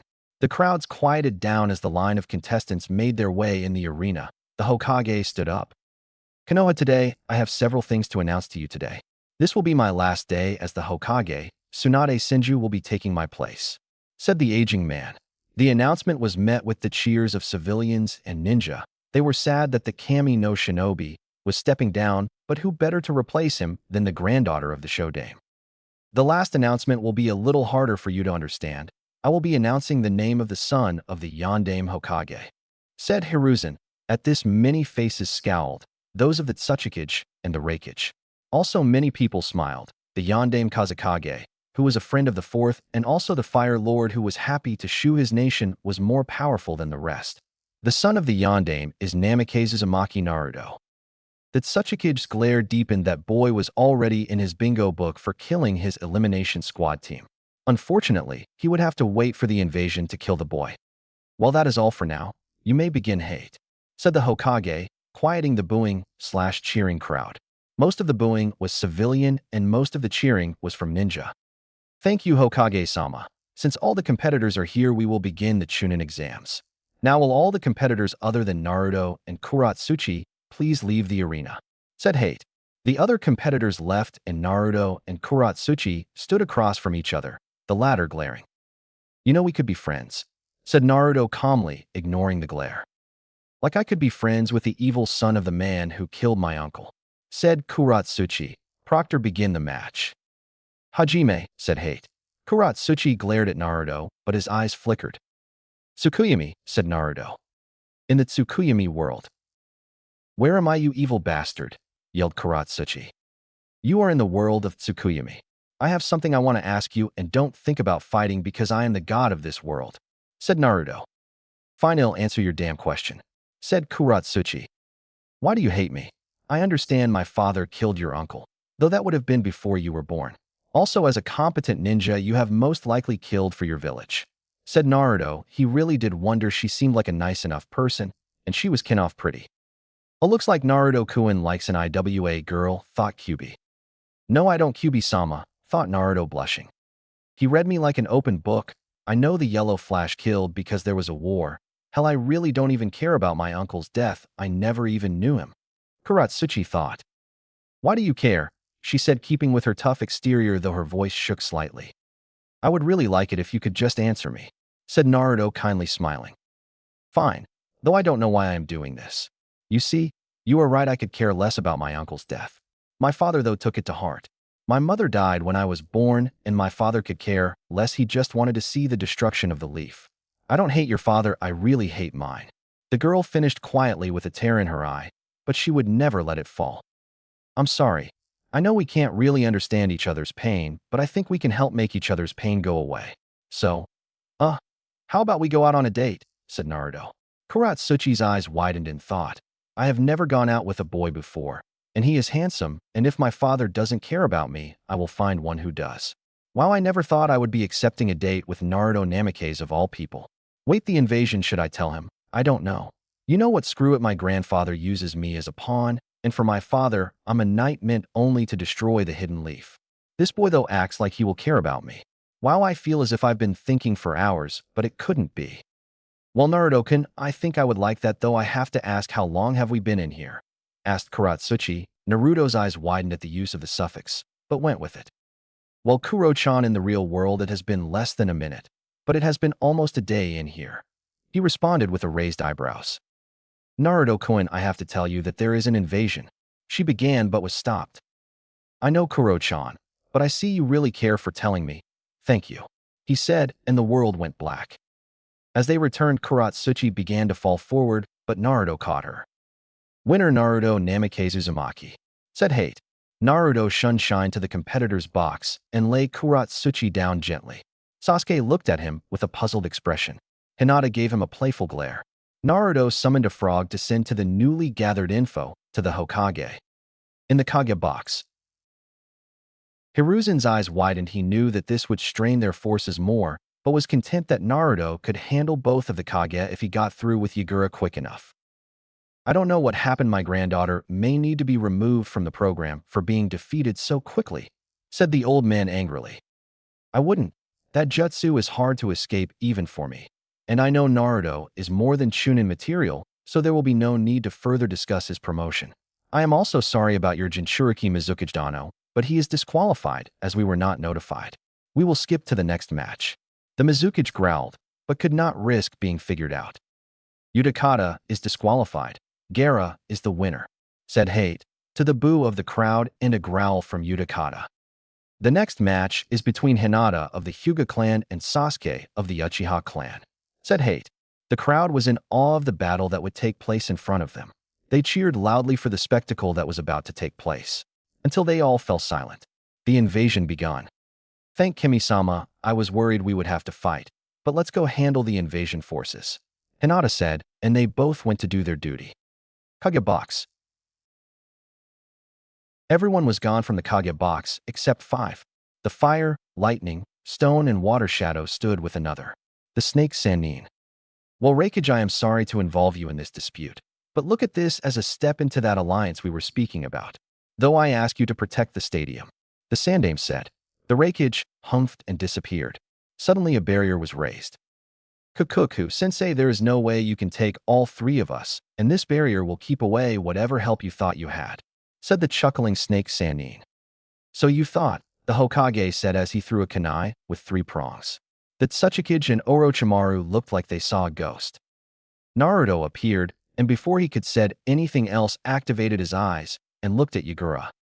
Demonic release, demonic capturing, Naruto said.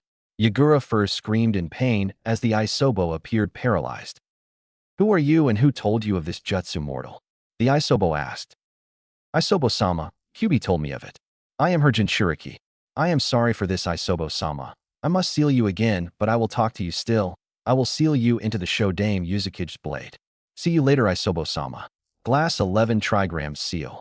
Naruto said, finally sticking out his blade. Isobo and Yagura vanished. The others on the roof were shocked as the blade changed. It became covered in a gray and purple seal matrix. It now radiated a gray aura. So your eyes let you seal a demon. Big whoop, you can't seal me, and I doubt you can defeat me, said the Tsuchikage. You have no idea who you are dealing with, said Naruto. Let us begin, followed up Inoki.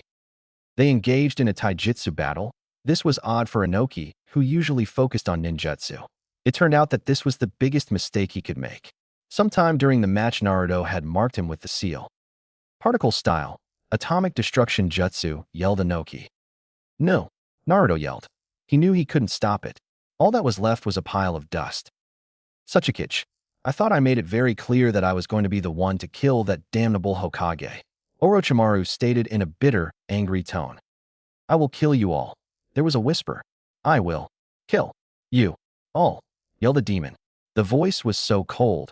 Orochimaru had never been more afraid, not even as Hanzo held him against the wall when he was prepared to die. Orochimaru and the Tsuchikage turned to see the wielder of the voice. They saw nothing by the time they finished turning. They were dead. Their bodies lay disintegrating on the floor. Naruto had even covered in pure malice, hate, and loathing. He had been captured by his rage, but now he seemed to be regaining consciousness as he fell to the ground out of utter exhaustion. Naruto blinked once, and the brightness overwhelmed his eyes. He then opened his eyes fully. They took a little while to adjust to the glare. He had found the Baijigen made him more sensitive to light. What happened? Asked Naruto. Temari, Kuratsuchi, Hinata, Sasuke, and Jiraiya all bounded up. The girls all hugged him one at a time. The Sasuke and Jiraiya just looked at their brother/godson.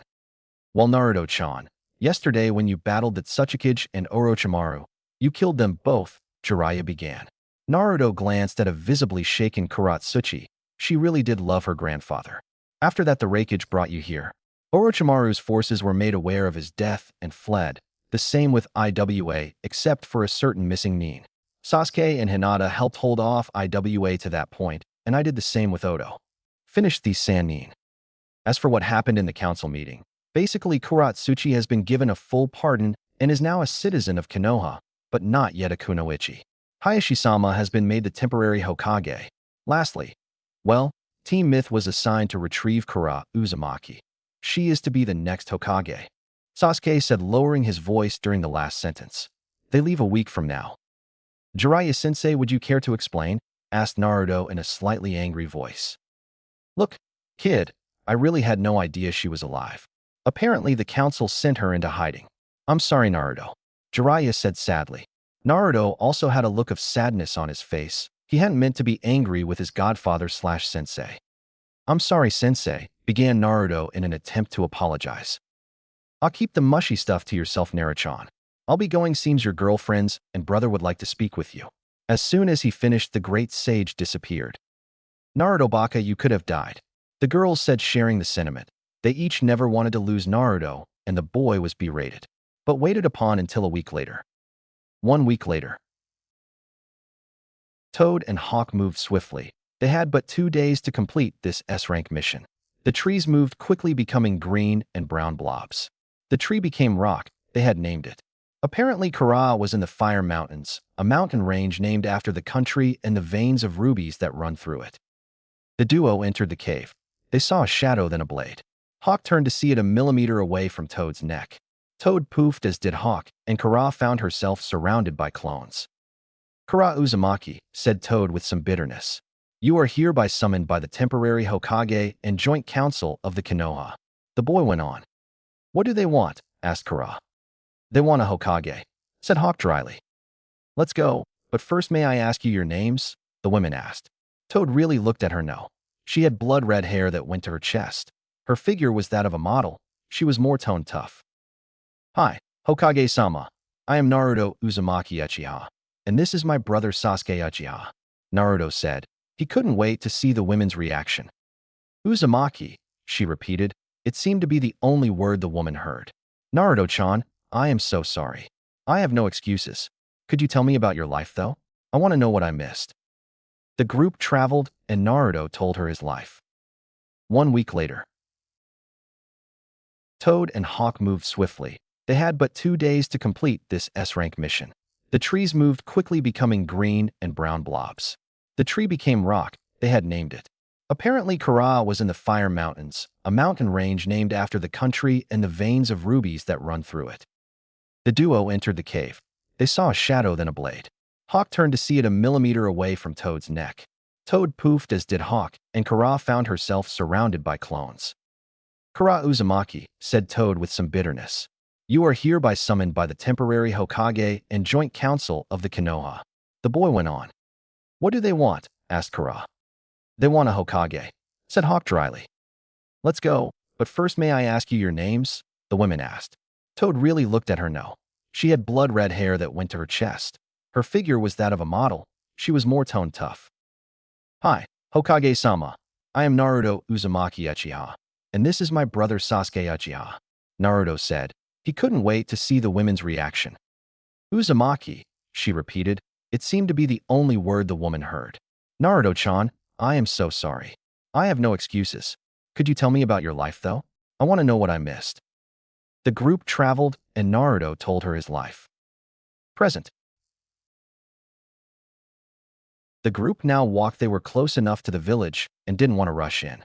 The Uzumaki women had been given a detailed explanation of the two boys' life and was satisfied, though she hoped she would be able to form some sort of a familial bond with him eventually, but she wouldn't push him. She was now in what could be called Hokage mode and was solely focused on the invasion.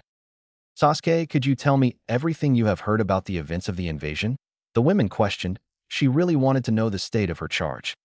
"Well, there were 3 main fronts or battles during the invasion, the one with Iwa in the walls of the village, and the one with Odo in the center of the village. The other main fight was between Naruto, Raikage, and Sarutobi Ajisen. They battled with the Tsuchikage, Mizukage, and the traitor Orochimaru." The boy finished. Flashback, Walls of Konoha. Sasuke donned his hawk mask and Hinata had been given a mouse mask, just for the invasion. They approached the battlefield. The fight had not yet begun. Jiraiya had decided to switch with Hinata, the designated leader of the forces for the Aburame, Inuzuka, and the clan less shinobi each turned. "I am Hawk, and this is Mouse. We are the designated leaders of this battlefield. Here's the plan. The Inuzuka clan with 75% of the clan less shinobi will create a battle line. Then 25% of the clan less shinobi will stand 20 yards from that line and stop anyone from crossing." The boy began entering Umbu mode. "Aburame-san, at what percent does your bug remove chakra, and how many bugs as a percent of your hive do you need to fight with?" the boy asked. He saw the Iwa shinobi 200 yards out. The others had set up the line and the fallback line, under Hinata's guidance. "We drain chakra at a rate of 1 kilochax per minute with 1 bugs and need 60% of our bugs to fight well," the Aburame replied. "Average Jounin has like 3000 to 5000 kilochax. Chunin 750, 1500, Jinin 100 to 300, Academy student 75 to 175, Civilian 45 to 75, Kage 20,000 to 30,000, Jinchuriki 25,000-65,000, normally. With Jinchuriki state more like 40,000 to 100,000. Kage Bunshin takes like 350 kilojacks. Okay, then I want you to cover as many people as possible. Try to get like 10 bugs at least on a person, but do not use more than 25% of your hive for this. You will be 20 feet from the fallback line, and our last defense before the village. Fight well. Hawk and Mouse broke the line and went into the enemy turf, aka the forest of Konoha. Mouse planned Delta A, yelled Hawk. He palmed the groan and summoned a phoenix big enough for him to ride. Hinata summoned 3 shadow clones and got into the Jukin stance. Water style, 32 palm pulse, said Hinata as she held her palms on the tree and focused on the jutsu. If you had a Byakugan, you could see that the trees of Konoha ahead an intertwined system of roots. The jutsu pushed all the water in the trees to right below the surface, making it so the tree could not be burned. Sasuke now rode the phoenix right above the tree line. The IWA soldiers were now in the forest marching toward the battle line. Some wore rock armor, others did not. Fire style, flames of the heaven, was what the IWA shinobi heard, but they heard it not from Sasuke, but from the phoenix. Wind style, flooded current, said Sasuke. All of the wind currents in the forest were suddenly gusting above 30 miles an hour. The flames of the phoenix light the wind, and the forest was ablaze without a single tree catching fire. The IWA shinobi who did not have rock armor on died from the heat and the flames that soaked their lungs. The others advanced. The Konoha shinobi could be heard there was a jutsu war going on. IWA shinobi would yell, earth style, rock wall, earth style, wall, and there were even some water and fire style jutsu thrown in. The Konoha shinobi responded with the Gitsuga, Suga, fire style, fireball. There was also an assortment of other fire and lightning jutsu. The Jinin and Taijutsu specialists were also fighting between the ninjutsu blasts. Flashback, the death of the Tsuchikage. Naruto saw the obliteration of the man he called his grandfather. A shot to the back of someone you weren't finding. Naruto knew that being a ninja did not involve honor, but killing someone with their back turned was something you didn't do in an S-class battle. Most people heard the wrath of the demon. Naruto had gone to cry. He willingly gave power to Kyubi. He trusted her. This trust unlocked the next stage of the Baijigen, the power to create. His eyes no longer had a complex pattern. His eye when activated was now black, not the pupil but the entire eye black. On the inside was an orange pattern of layered diagonal lines overlapping. Kyubi sensed the change in the boy's eyes, in his power. She knew more about these eyes than perhaps anybody on the planet. Wrath of God, no jutsu, the Kyubi whispered just as the two combatants began to turn. The malice of her power forcing them to turn. The jutsu was perhaps the most powerful in the universe. The jutsu created antimatter and attached itself to each of the person's cells. It did not kill the person, it made them disappear. The drawback to the jutsu was that it would use nearly all of Naruto's chakra, even with her entree-sealed power available to him. The men disappeared, and Kyubi was sent into Naruto's mindscape as his body fell to the floor. The Raikage stared on in shock. This boy, this mere child, had just killed and disarmed Takage, and the third greatest traitor who ever lived. The Raikage ran to the boy and got him to the hospital using his speed. He thought to himself, nearly a century passed since the creation of the village, and Konoha still makes claim to the strongest shinobi. The first, the second, Madara, the third, the White Fang, the Sannin, Minato, Sharingan no Kakashi, Itachi, and now Naruto, the heir to the Uzumaki and the Namikaze, and the son of the Uchiha. His teammates are nothing to joke about either, I hear. Flashback, the interior of the village. Jiraiya had the sound ninjas on the run fairly easily. They had been digging a tunnel. This Konoha had already knew, so all Jiraiya had to do was use 2 jutsu. Sage style, oily swamp of the underworld jutsu, said Jiraiya, and the ground of the tunnel into an oily, thick mud. Now is the time for you to run. By the way, Orochimaru is dead, said Jiraiya. He had seen the snake killed by his pupil. About 3/4 of the sound ninja turned around and ran. Jiraiya gave them time to escape and then yelled. Phoenix Fire Jutsu, said Jiraiya.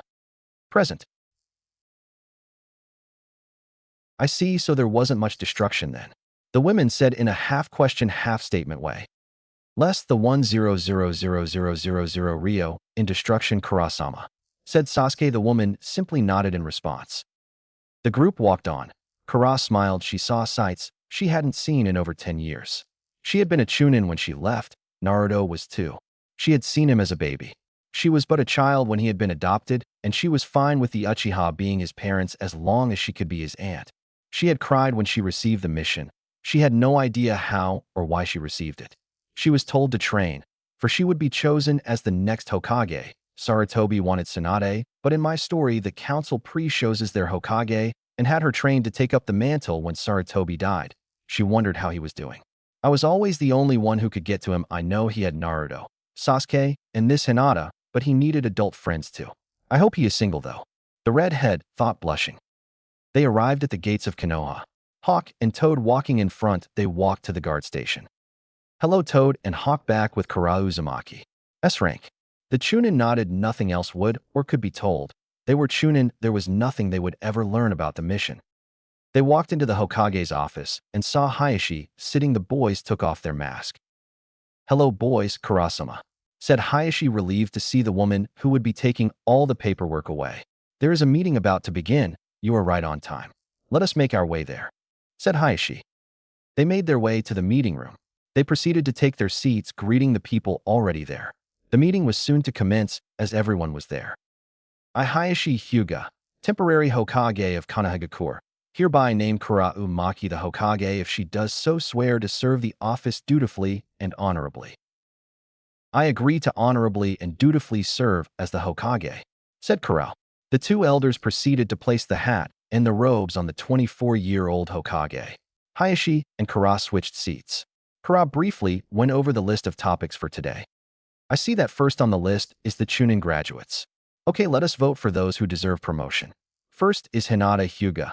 Does anyone wish to present a case as to why she should be made a Chunin? Hokage-sama, may I suggest that, without destroying her masked identity, we show the records of Hinata's Umbu career, said Naruto. He received a nod from both Sasuke and Hayashi. Preposterous, a genin Umbu, replied one of the civilians. Kara wondered why they were there exactly. That would be fine, Naruto, replied the Hokage, smiling at the boy. Naruto then looked over at the Umbu. Bad. The man quickly shunshined back with the file. The file was passed to the clan heads and certain civilians. Funnily enough, all of the Umbu captain reports were written by Naruto, Sasuke, or Kakashi. Now that we have reviewed the file, let us vote. Before she finished speaking, every hand shot up. Now what about Shikamaru Nara? Asked the new Kage. Well, Nara-sen seems to be very strategic as much of his clan. I believe he would make a good Chunin, said the Yamanaka clan head. Several heads nodded in concurrence. Well, let's vote then, said the corral. Shikamaru passed, but by a smaller margin. I am dismissing Sasuke and Naruto from consideration and immediately appointing them to elite Jonin status, said Corral. What, that demon can't be a Jonin, began a councilman. The new Hokage launched a Senbon. It went right through his heart and killed him instantly. The counselors looked on in shock. Anybody else? Thought so, the redhead stated. Hokage-sama, I am withdrawing my daughter from consideration. She is not mature enough, came the voice of Inoichi Yamanaka. Next on the list is a Okage summit. Why is this scheduled? She asked, genuinely confused. Well, Hokage-sama, this summit is to reaffirm certain treaties and discuss reparations since all 5 nations are involved. You are allowed to bring 2 advisors, 1 bodyguard, said Koharu. We recommend Hayashi Hyuga, Shikaka Nara, and Aburame Shibi, said Hamaru. While I thank you for the recommendations, I will select some from the younger generation as we are in control of the situation. They need the experience, and one of the people I chose may just become the Hokage. I will be taking Naruto Uzumaki, Sasuke Uchiha, and let's see, the oldest current clan heir would be Hana Inuzuka, so she'll be going as well. We leave tomorrow at around 6 in the morning, said the young Hokage. The meeting went on for another couple of hours, and the ended. Naruto and Sasuke walked with Kara to her office. Hokage-sama, I assume you will be staying on the compound, said Naruto. If you will have me, she replied. Of course, came a shout from the blonde. Also, I'll tell Hana about our mission. I haven't seen her in a while, and she doesn't live at the compound, so I don't get to spend time with her often.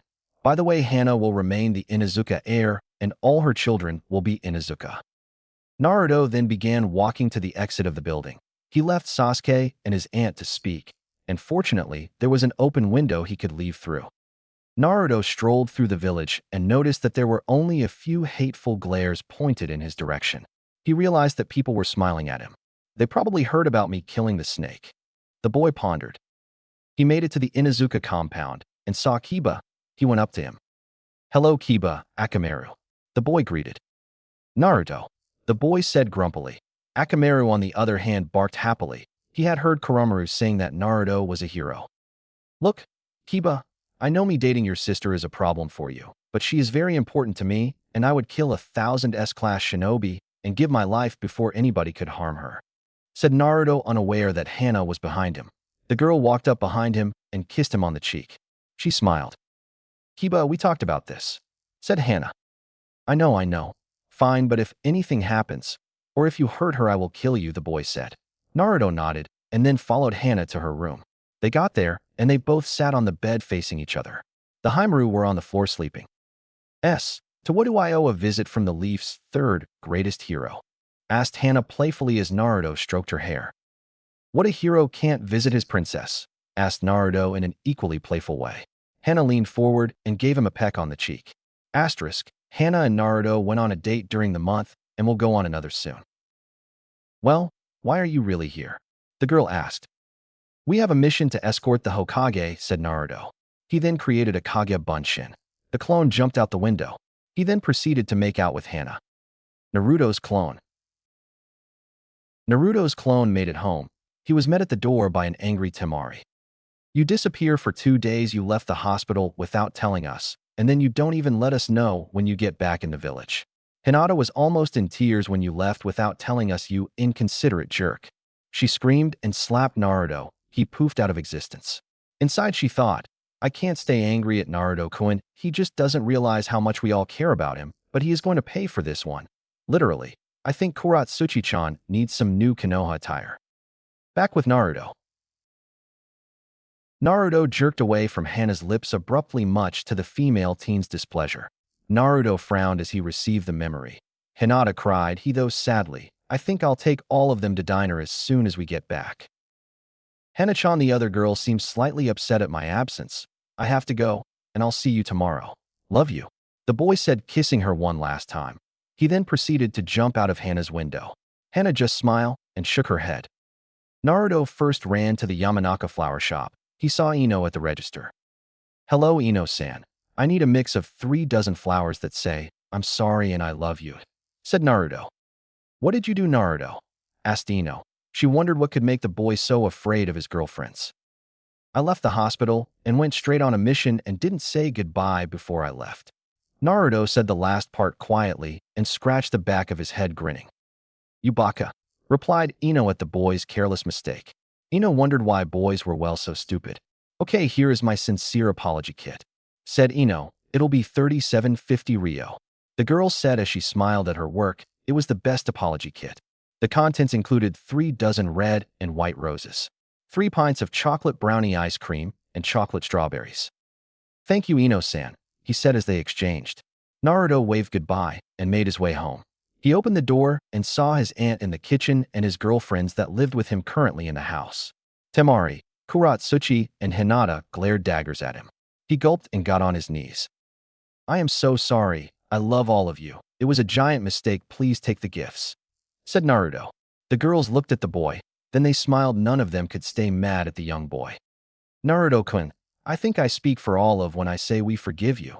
But know that you will be taking us out for dinner when you get back," said Hinata as Temari and Kuratsuchi smiled in support. Naruto, the girls, and the Hokage all sat down, had dinner, and went to sleep. Konoha Gates, 6 a.m. Kara, Sasuke, Naruto, and Hana walked out of the gates that protected the village. Kara once again admired the forest and watched the birds fly through the trees. Naruto and Sasuke had their eyes activated, and Hana had the Haimaru sniffing around. The trio took the job of protecting their Kage very seriously. Naruto sensed 4 large chakra sources approaching quickly, and he didn't take any chances. "Strong arrow to me," he yelled. Kara, as the one being guarded, took the back position. On her left was Sasuke, and to the right was Naruto. He had his Baijigen open, and anyone that stared into the blackness of his eyes would probably collapse if they were less than a genin. Naruto broke out laughing as he finally realized who the chakra belonged to. The Kage lowered her eyebrow until he saw the Kazekage. Hokage-sama, this is my soon-to-be father-in-law, the Kazekage. This is my best friend Gaara. This is Baki, he is the Sand's lead jounin, and next I believe would be Temari's great-grandmother Chiyo, the Sand Elder, said Naruto as he bowed to the people who would eventually become his family. Thank you for the introduction, Naruto-chan, and it is nice to meet you, Hokage Dano, said the Kazekage smiling at the Hokage and Naruto. Hello, Naruto. Sasuke, and I am sorry to say I am not familiar with you, Gaara said to Hana. Oh, this is my girlfriend Hana, heir to the Inuzuka, said Naruto. Nice to meet you, Hana-san, said the Kazekage, Gaara, and Chiyo in an almost scary chorus. Well, Kazekage Dano, why do we not make the rest of the journey together? Asked the new Hokage. The Kazekage nodded, and the group made their way.